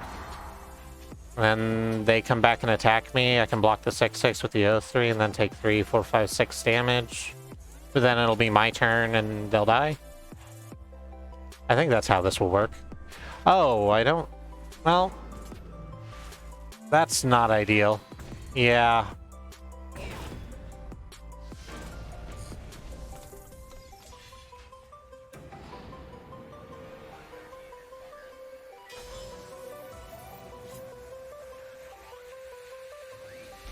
So I'm bad at card games. I enjoy playing them. They're a lot of fun. Not great at them. Especially maybe not in this environment. I don't know that much. I'm not that great at building decks in Eternal yet. I'm still working on it. But I'm having a fun time. Actually, let's cancel out of this. Because it's 10:09. Let's go to our break real quick. That'll give me a chance to stretch. Before we go to the break,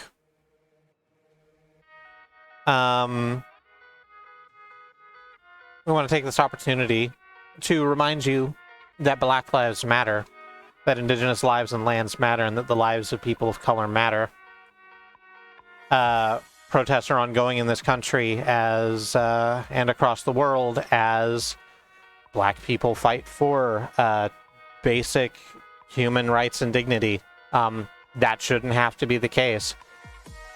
This is something that we as a society should have fucking sorted out forever ago, and it hasn't, largely because people in control of certainly our country and many others have just been shitty constantly across the board. We have some links we would like for you to look at. Under the command donate are some organizations which are helping people on the ground right now. The Bail Fund Network is keeping protesters out of jail. The Ochre Project and Black Trans Travel Fund get food and transportation respectively to Black, trans, and non-binary people in dangerous situations.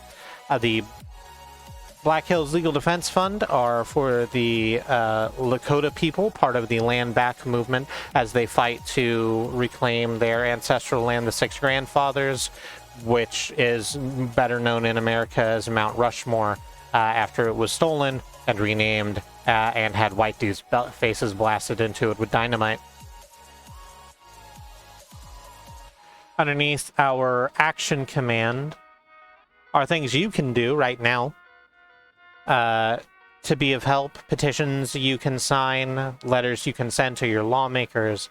Relief for Hurricane Ida, as New Orleans was sunk under water for the third time in recent history because no one has bothered to upgrade the infrastructure in an area known for being incredibly susceptible to ever more increasing hurricane damage. And also the ACLU Racism and Policing Correspondence course, and a 4-week email course where just sign up with your email. ACLU will send you some self-guided lessons about the history of policing in America, why it is bad at the things it claims to be good at, and why it is good at the things it claims to not happen.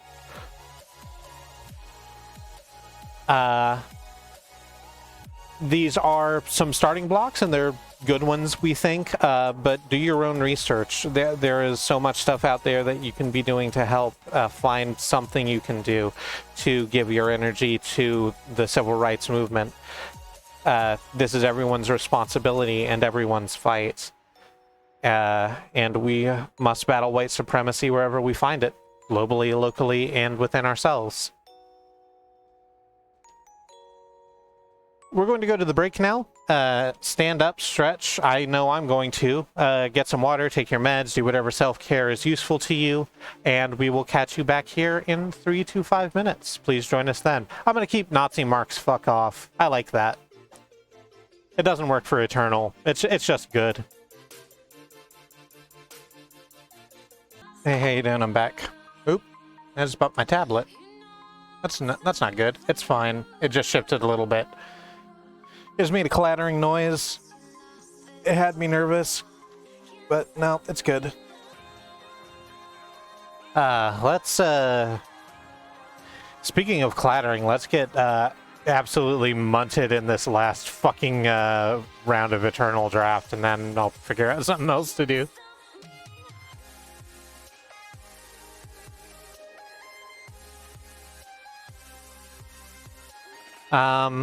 So yeah, this deck is fine, I think. Like, I was thinking about it. I think it's honestly okay. I just keep getting fucked for some reason. It happens. This is an alright hand. I can play something rounds 2 and 3.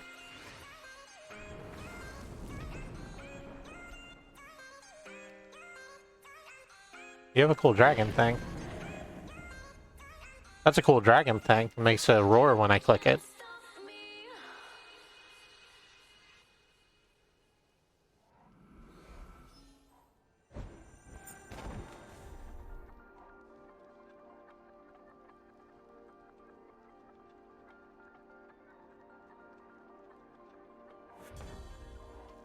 Let's, grab a hello.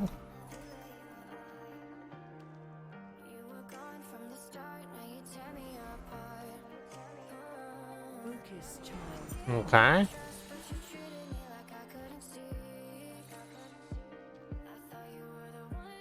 Are people more polite here than on Arena? Anyone say good game on the second term?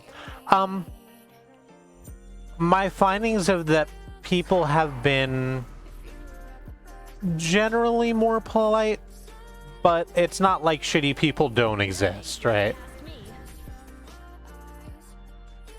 Sometimes you do get someone who just spams emote at you like constantly.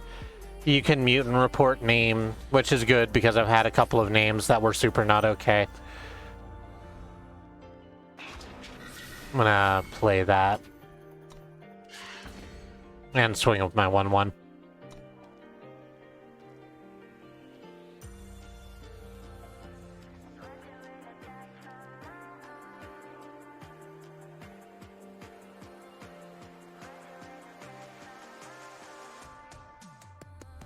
I played one game online and I knew you would do well as soon as they started winning. I didn't play again. That's fair.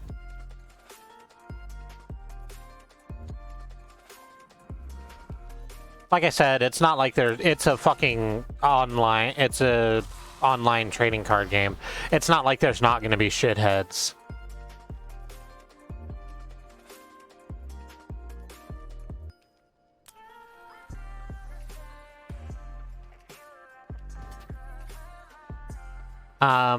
I'm just fine taking that 2 damage.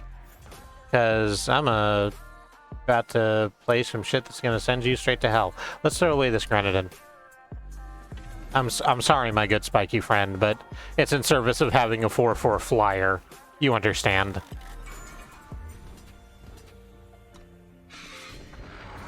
And the unchecked upgrader just keeps making them bigger. This is exactly what I wanted the deck to do. If I could get up my other unchecked upgrader so that these would, like, get +2 every attack, that would be baller.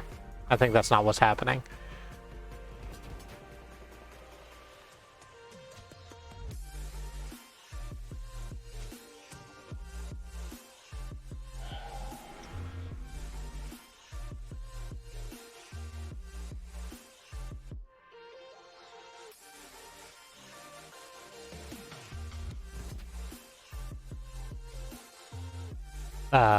I will happily take this 2 damage to give you back 5, 6, 7, 8.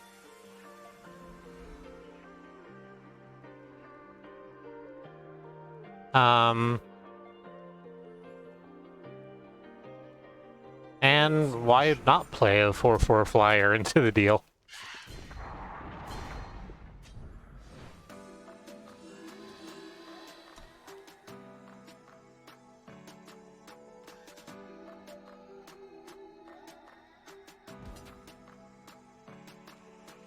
I'm surprised we've seen one upgrader at a time as often as we've had. I mean, it's a 50 card deck. Oh.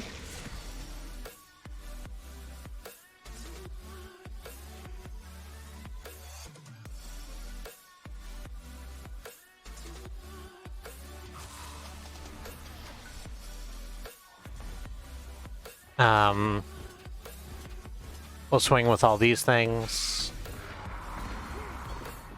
Those 2, and then we'll deal 3 damage directly and win.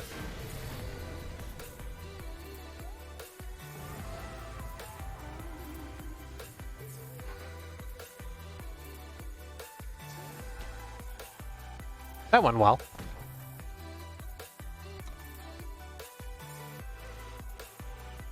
Oh. That was quick. I didn't expect that to be as quick as it was. Oh, right. I was going to turn on the streaming thing. I didn't. That's fine. We can keep this hand. This is an alright hand. I just got to remember to play my green first so that I can play troops. Oh, right. So here's the other thing that this does that differentiates it from Magic the Gathering. So you'll notice it's got power. It's got a number on the left that is how many power it takes. And then to the right of it is 1 green pip. So that's influence. We get an influence for each of these that we play. But it doesn't work like Magic works, where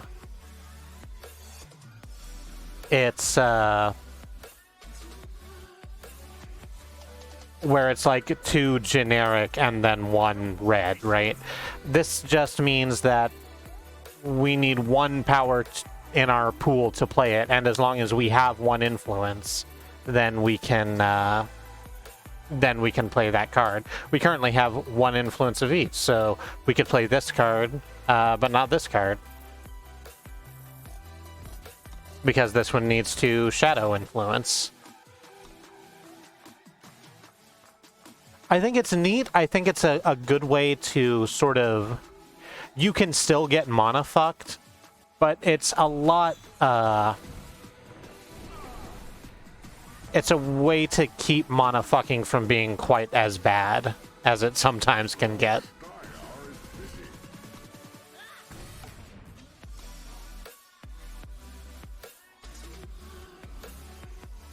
On my mark.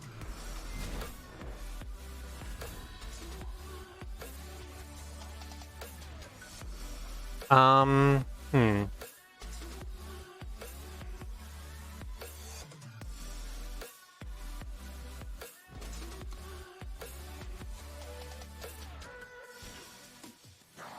Good, thank you. And now die.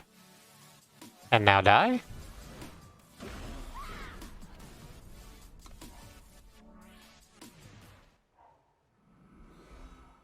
Battle formation.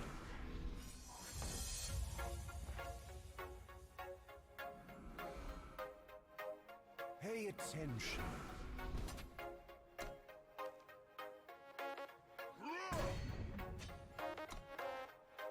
So, apparently my deck needed a... Oh, well, that's unfortunate. Card just went ahead and said, hey, you know your biggest creature that you have? Go ahead and kill your biggest creature that you have. I'm just gonna go ahead and not block. So that I can play my upgrader. Then swing in for 3. And make those things bigger.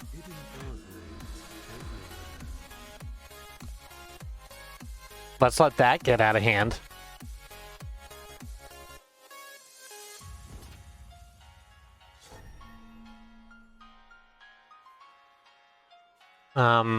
No, I won't block.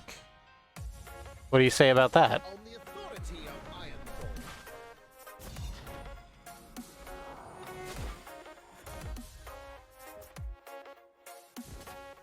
Ironfall. Okay.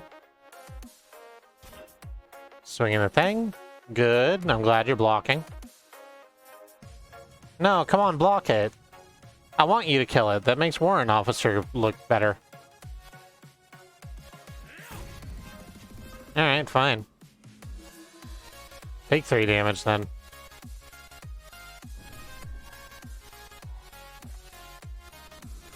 Thank you for your gift. Battle formation. Ooh, that's bigger. I don't like that that's bigger. It's bigger than the other one. The reason it's bigger than the other one is because the War Cry. Remember how I was talking about War Cry before? They've attacked with their War Cry creature twice, which gave this +1 and then another +1. So it's a fucking 4/4 for 2 now. Do I want to bother? No. What does this do when it dies? It doesn't do anything. It's kind of already done the thing it's meant to do. Oh, that won't kill it because it has Valor. You know what? I'm fine.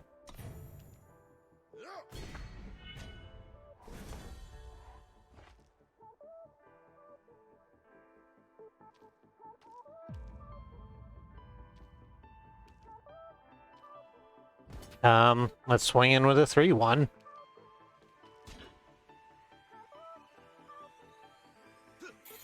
Great.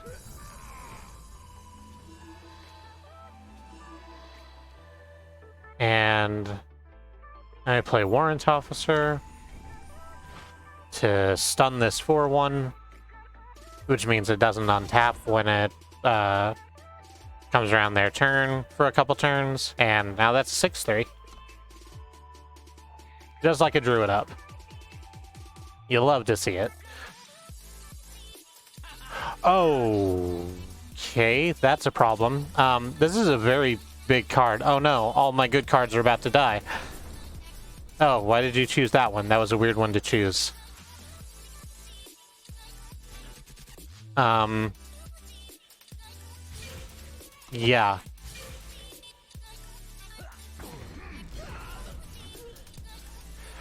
So Arzog Streetbreaker here is one of my favorite cards. When you attack with exactly 2 units, you may deal 4 damage to an enemy, which would kill literally any one creature I have here, or just go directly to my face.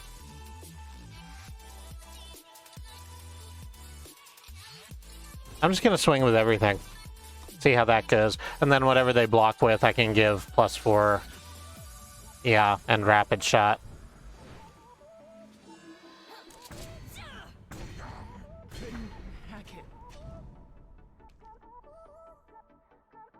So that went reasonably.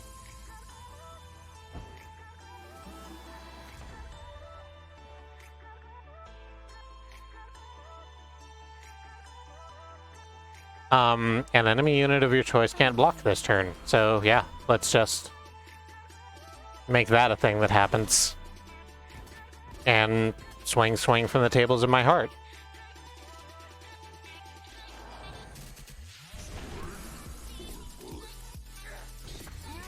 Oh no, you silenced my big thing. I don't enjoy that choice. I mean, it's already done the thing. So silence takes all of the text off of it, but it doesn't take away like buffs that it's already gotten.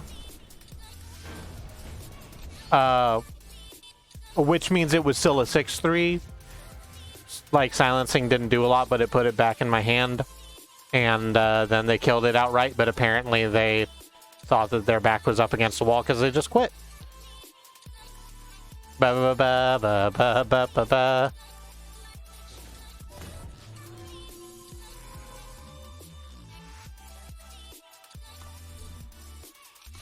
Oh, this is good. You can see the names of all of the people you've killed on your path to gold.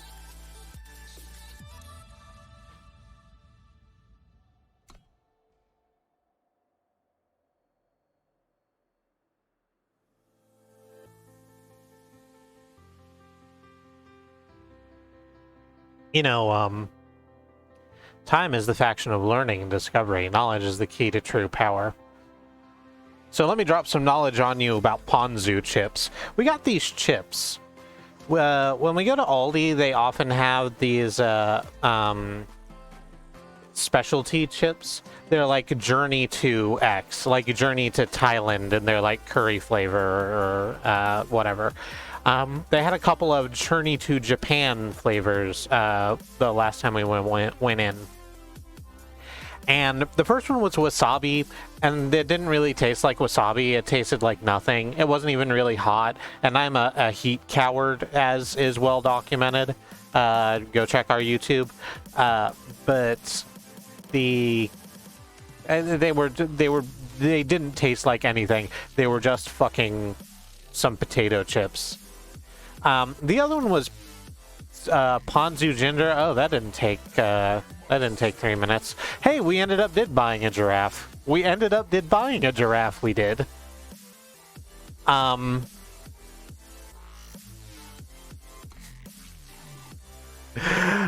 the Ponzu chips are fine. They're not great.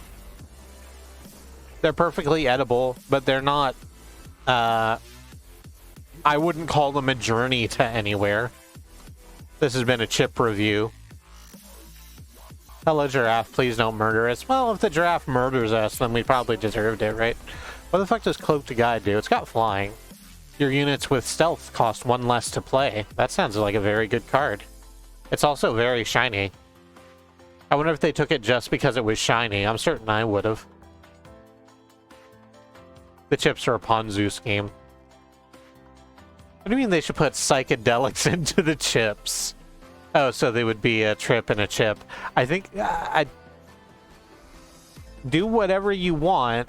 I myself don't want psychedelics anywhere near my shit.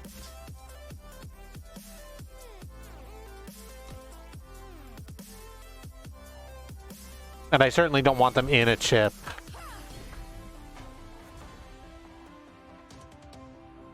It seems like a bad place for them. I'm gonna play this. So this is what stealth units look like to the other player. This unit's all its traits are hidden from me, which goes away once I play something on it. So this is a shockwave elemental. When a unit blocks shockwave elemental, stun that unit. Ugh.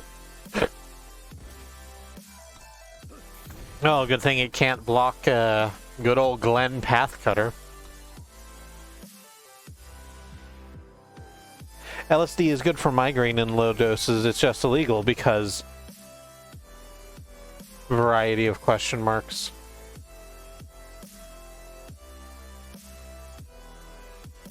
Wait, does stun mean that it, like, can't block? Yeah, it means that it blocks it because it doesn't have a valid target. So it stops it from attacking, but it does stun the creature.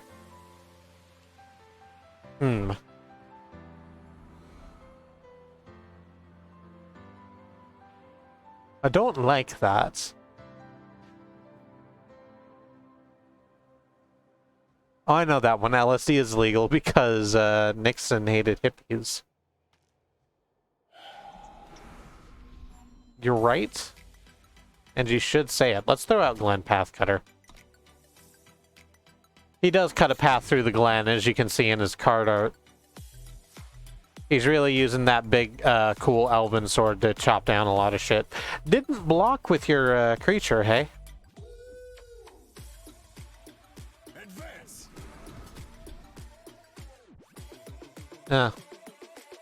Not sure I like that. You're attacking with two creatures, which mean they're both going to get two toughness, so I'm not going to be able to kill either one of them, but if I throw my Wisp out in front of them, I'll get to draw a card. So let's draw a card. Oh, it's another Shockwave Elemental, so it doesn't even get to die. Wow, this actually sucks. This is a bad setup. I'm going to die here. Ralph Wiggum, I'm in danger, .wave.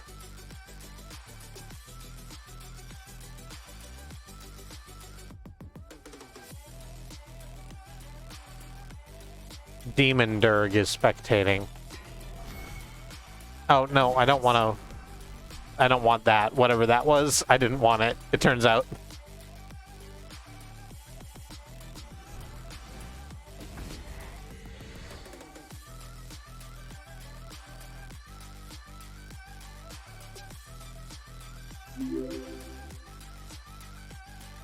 Oh. Thick golly, that's a lot of people. Hello, Games with James and Associates. I'm bad at Eternal. I hope you tuned in to watch someone be bad at Eternal.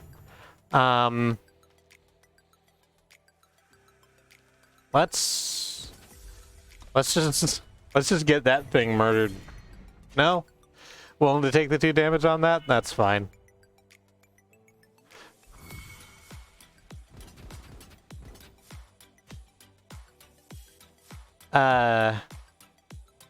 It is good to see you. My name is Kristi. I play video games here every Monday. It's a bunch of different stuff.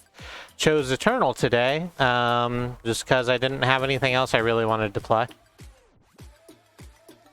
Oh, right. We do have a delay to prevent hate raids. I was wondering why I wasn't seeing, like, emote spam and, you know, the sort of general raider bon vivants in the chat. That would be why.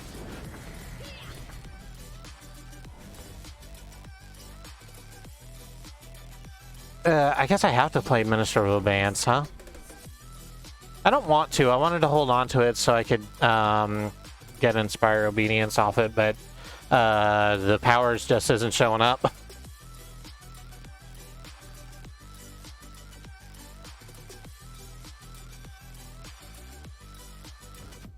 Let's just swing out with both of my things and try and get some entomb triggers. There we go. Oh, hey, the Reckless Hyena.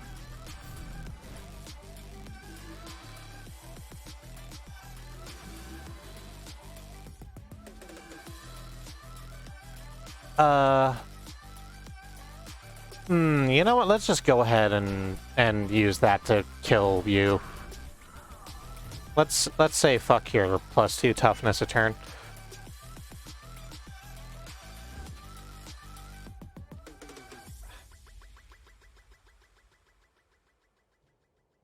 Do I want to just take 8 so that I can actually attack anything?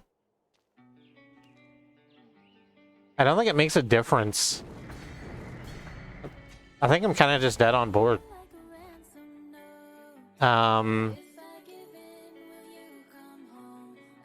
Yeah, let's just swing in.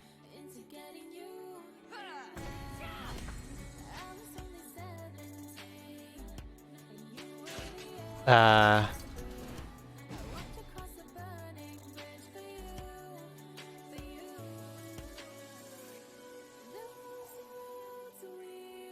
giraffe has decided it wants my blood. The reckless giraffe has decided it wants my whole entire blood.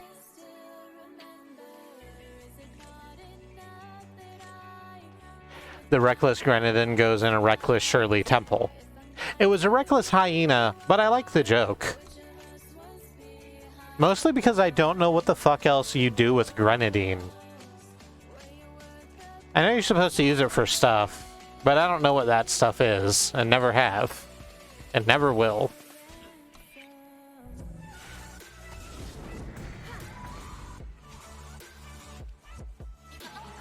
No, don't play an ice sprite and stun my other creature. Don't... okay, fine.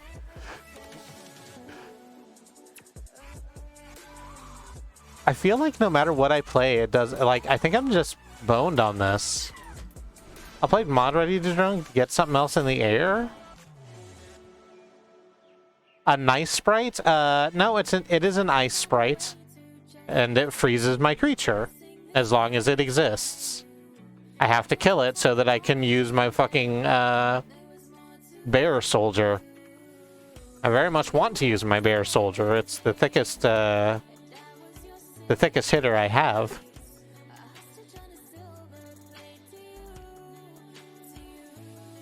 And see what the thing in your hand was? It was my mod ready drone. It's a 2/2, which I can make either flying or turn into a 3/3. I wanted to give it flying because I would have more things to block, but again, I think I'm just holding off for the inevitable. Oh, the thing still in my hand is the Harvester of Sorrow. It was the thing that I built my deck around, and I don't think I've played once. It's a 4/4 with lifesteal. If something dies this turn, the turn it comes into play, it could be a 6/6 with lifesteal. But I don't think we're going to get there.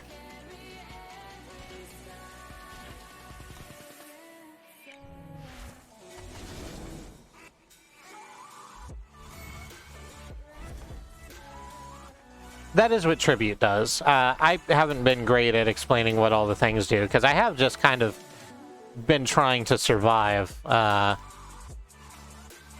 just kind of been thrown against it. I guess I'll play Harvester of Sorrow. And...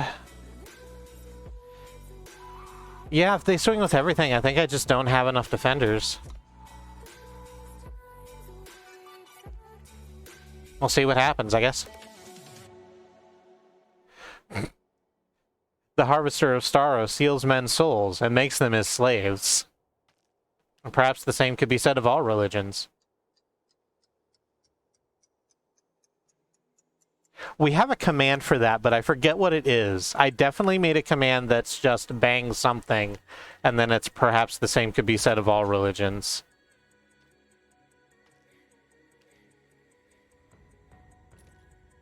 No idea what it was. Let's use the Grenadine and the Flyer, and then we'll see what happens with the stealth thing.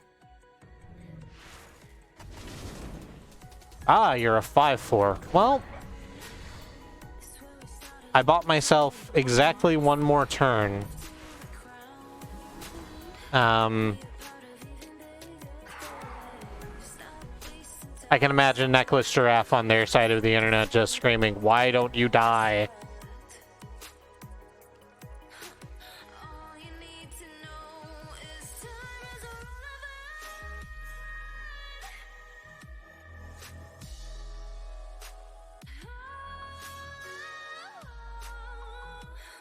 I appreciate I appreciate you taking the like swings to try and see what it is.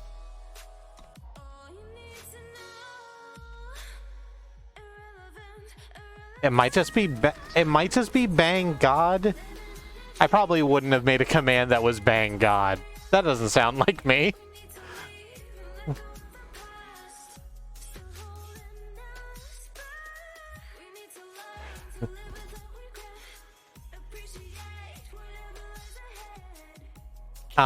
You could look it up in the back end of the thing. Necklace Jack probably just wants you to go ahead and do whatever you're gonna do so the game can end. I mean, what I'm gonna do is stay alive. I am it is part of my credo to play every single game to the bone. One is not zero. I still have a chance as long as this game is continuing.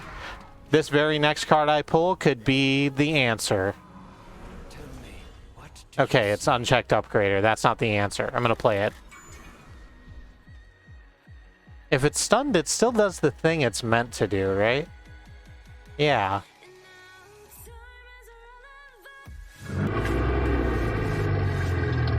Oh, hey, thank you, Xenon, for the 100 gay bits.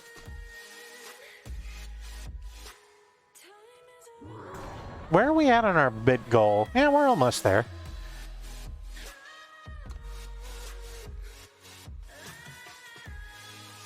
We can get there. I believe in us.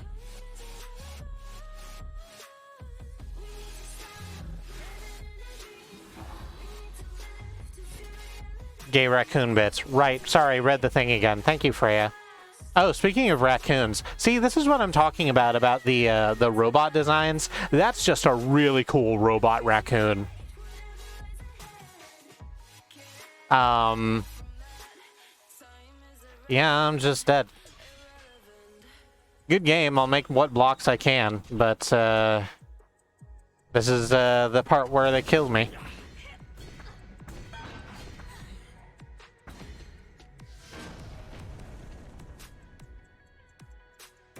I endorse the decision to play as well as you can. I just sometimes feel like my opponents could play as well as they can a little faster.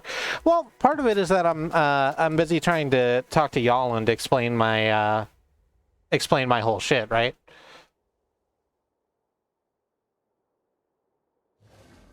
I'm doing a bad job of it, but I am trying to explain, oh, hey, I'm a bronze in draft.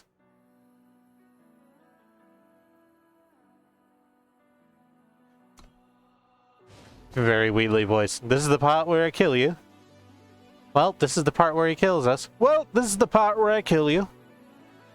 Dan Floyd just started playing Portal 2 for Playframe.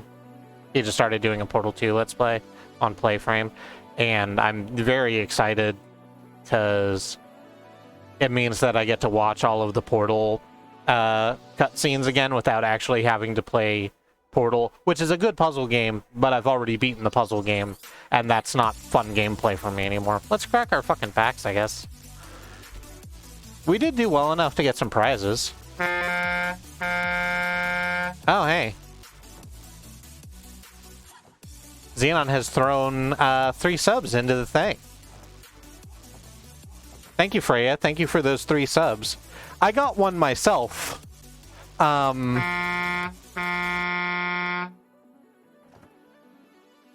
Also, hey, Bad Road, and also Lady Octopus, who is apparently in chat. Congratulations on winning the gift sub lottery. I wonder if we can make that... I wonder if we condense the gift sub thing to one thing, so it's not 3 subs at once. I wonder if that's a thing we can do. I got some amount of currency from opening that box. Fucked if I was paying attention. I also got a single card. Summon, silences enemy unit. This is actually not a bad card. I need to remake, I think, all of my decks. Sudden Schism, play a copy of one of your units. Oh, hey. An exact copy of one of my units with the buffs and all? If I give something like +3, does the copy also have +3? I will look into that. And then Gold Chest, which I think gives me a pack. Let's go ahead and crack the packs, and then I guess it's gonna be like it's 10:50. I don't particularly have time for. I definitely don't have time for another draft, and I don't want to just like do a one-off thing. So we're gonna look at these 2 packs real quick. Sorry, I'm gonna sip my water. We're gonna look at these 2 packs, I guess, and then I'll call it for the evening. Is there anything in here that I think I can't live without?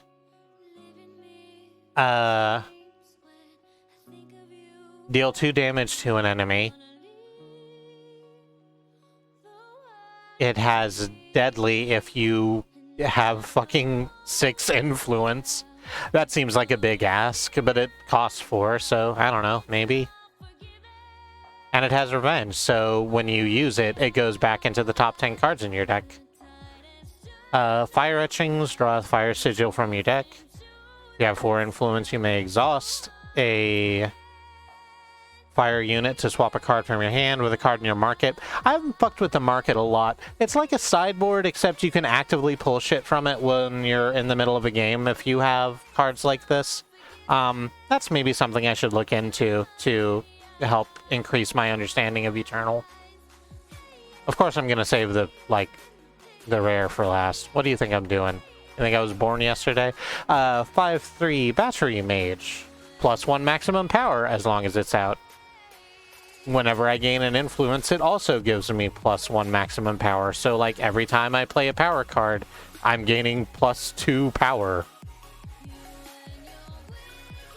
That's actually sort of fucking ludicrous. It's like, it costs 5, so I'm already at a point where I can play most of the things. But this will make it so I can play more, or indeed all of the things. Twitch will distribute gift subs to anyone who has watched a decent amount of time. I've received subs while not watching. Ah, okay. So it's not a random roll of everyone who's in chat. That makes sense why Bad Road and Lady Octopus got them. Because those of the people who are in chat and don't already have subs, those are the 2 who've spent the most time. Valiant Leap, it also has revenge, so we can play it twice. Give one of your units flying and overwhelm this turn. If I have 2 justice, it also gets +2/+2 this turn. If I'm playing a primal justice deck, this is not a bad include. Trail Torch Cinderpaw, which is just a cool name. It has charge, aka haste. It used to be anyone in chat, but that's what a lot of the parking bots were for. Oh, yeah. That makes sense, actually. Towering Arachnid. Summon, sacrifice a unit to plunder, which means create a treasure trove, which is something that lets you draw a card. 2/3 Sand Tornado. It has flying as long as the enemy's turn. That's a cool blocker. Mandrake Shambler Imbue. I don't even know what the hell Imbue is. When you play a unit with Imbue, you may stun one of your other units and keep it stunned. As long as it's stunned, this unit gets its attack and defense. That's wild. There's a magic ability that's like that, although I can't remember what it is right now. Anyway. Roland's Enforcer. It's got ambush. Can be played to block an enemy attack or at the end of their turn. I'm pretty sure, like, until quite recently, that used to just read it can be played on the enemy's turn hard stop. Anyway. When you play another card on the enemy turn, as opposed to this one, roll instant force, it gets +3 and stays there. So if you have a bunch of ambush cards, that'll do it. That's another plunder card. Inspiring leadership. When you play a unit, you may set another one of your units to the same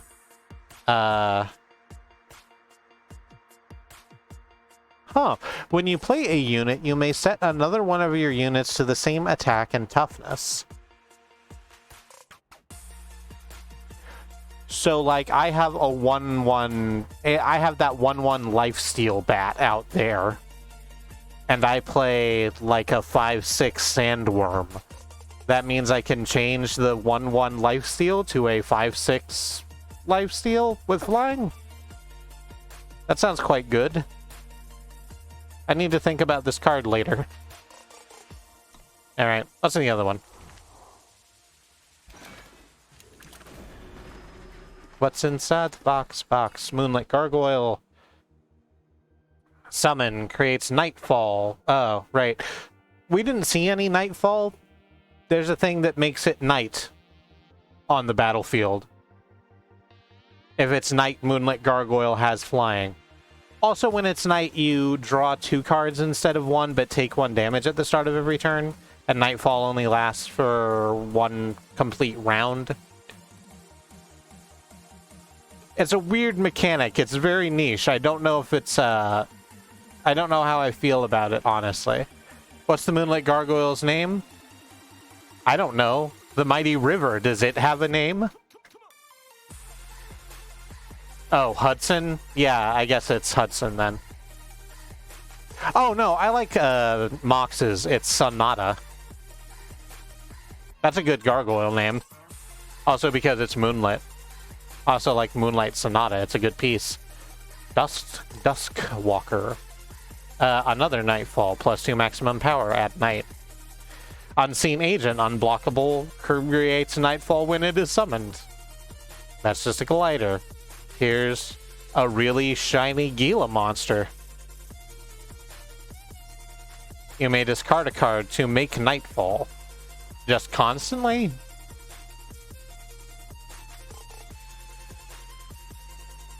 I might try and put together a Nightfall deck and see how that does me. Draw an attachment from your void or kill an enemy attachment? No, that's good. I like how it's an exploded diagram of a very ornate knife. I like things that are exploded and also knives. Into the Furnace. Deal 2 damage to a unit if you have a Grenadin in your void. Into the Furnace deals double damage. So you can just have yourself a good old time. Oh, no, I actually don't like this picture. This is a bad picture. That one Grenadin is falling in a big lava pit while the other Grenadin dance around it. This isn't a good prize. I didn't ask for this. AdamJensen.wave. Valkyrie ally. Does something the first time you have a unit of Valkyrie. Play a +2/+2 soldier. That's good. Spark Catcher.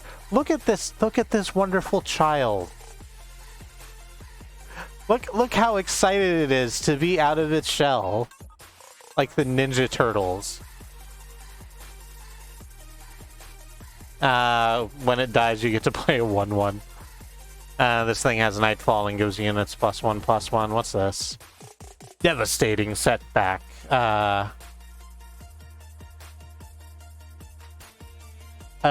Is this hot rogue lady about to steal Thanos' Infinity Gauntlet?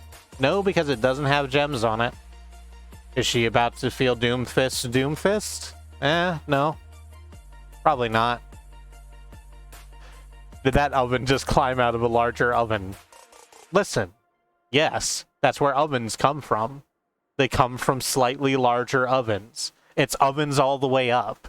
Keep up. What the hell did Devastating Setback do? I didn't even read it. I was entranced by this hot rogue. The enemy player discards a spell or attachment of your choice from their hand. Each unit gets -2/-2 this turn. That's fine. It's hand attack, or it's much better, not much better, but much more effective miasma. Oh, no, it's not, because it's each unit, not each enemy unit. So that could kill me really quickly if I'm not paying attention. And I'm not, ever. I am never paying attention. Certainly not enough attention.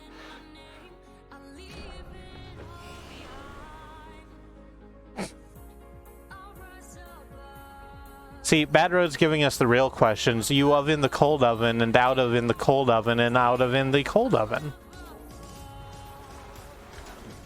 And you can take that to the bank. I stand by Bad Road on this. That's going to be the stream, I guess. It is 11 o'clock. Ended right on time. I am the best woman in the world. The greatest streamer. I have a bunch of water. Yeah, that's it. Let's kill Pretzel and run to the outro screen. So that the one music doesn't overlap with the other music. Because I like the other music and I want people to hear it. The music is Clock Tower by Xenon Fiber off of her album Spaced Off, available at xenonfiber.bandcamp.com. I've been Kristi. I'm the robot there. Second from the right, one of 5 women who stream on this channel, along with my wife Katie and her sisters Annie and Alice and Sue. We stream 6 days a week on the channel, so if you wanted to interact with the follow button in whatever way is comfortable for you, you can get notified when we go live. Let's run down the schedule. Let me type the thing that makes the schedule pop up, because I'm not 100% certain what we're all doing. Tomorrow is Tuesday. Annie is still trying to find a good video game. She's been assured that they exist. She's failed to find them so far, but maybe she'll find a good one this week. I don't even remember what that... Oh, right. Last week was Narita Boy. Wow, that was a video game. So tune in as she figures out what that is. Does she know what she's playing? Let me know in chat.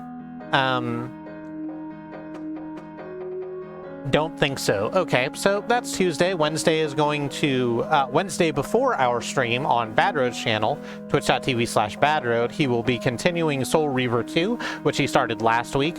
Wow, Soul Reaver 2 looks really good for a game of its era. Like, it's... the facial animations are actually really cool. I'm going to be jumping into that just to watch, because...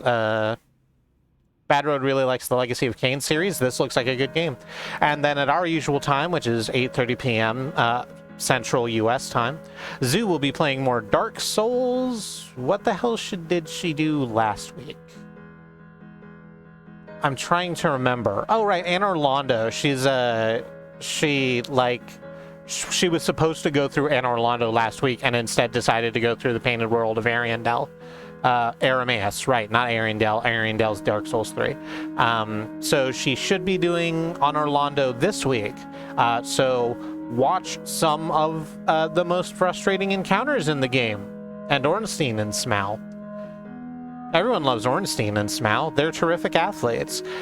Tomorrow, that's Wednesday. On Thursday, Alice will be playing more Legend of Mana. A wonderful game. The re-release is... gorgeous and has some wonderful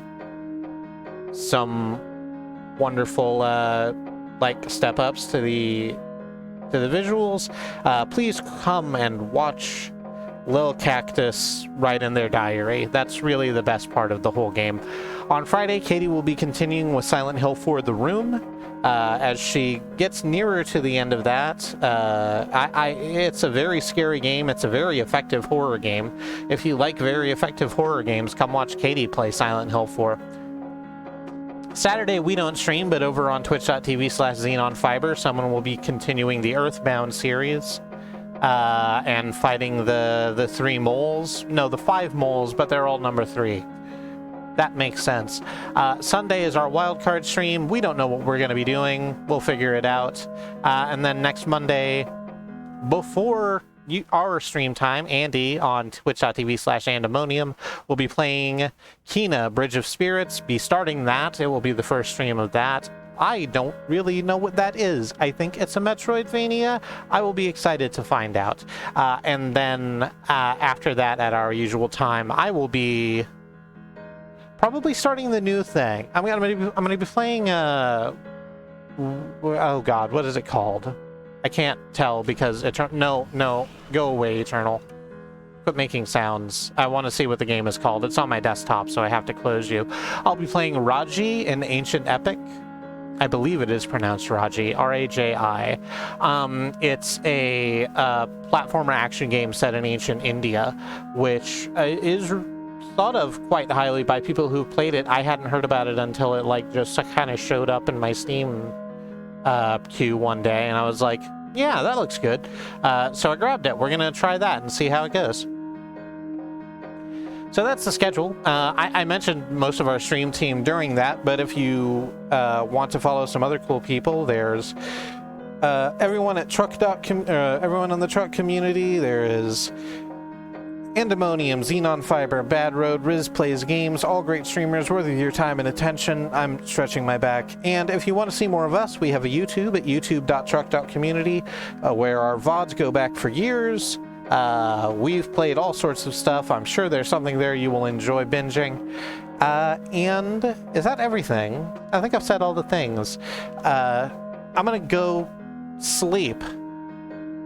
Thank you so much for joining us, and until I see you next time, stay safe.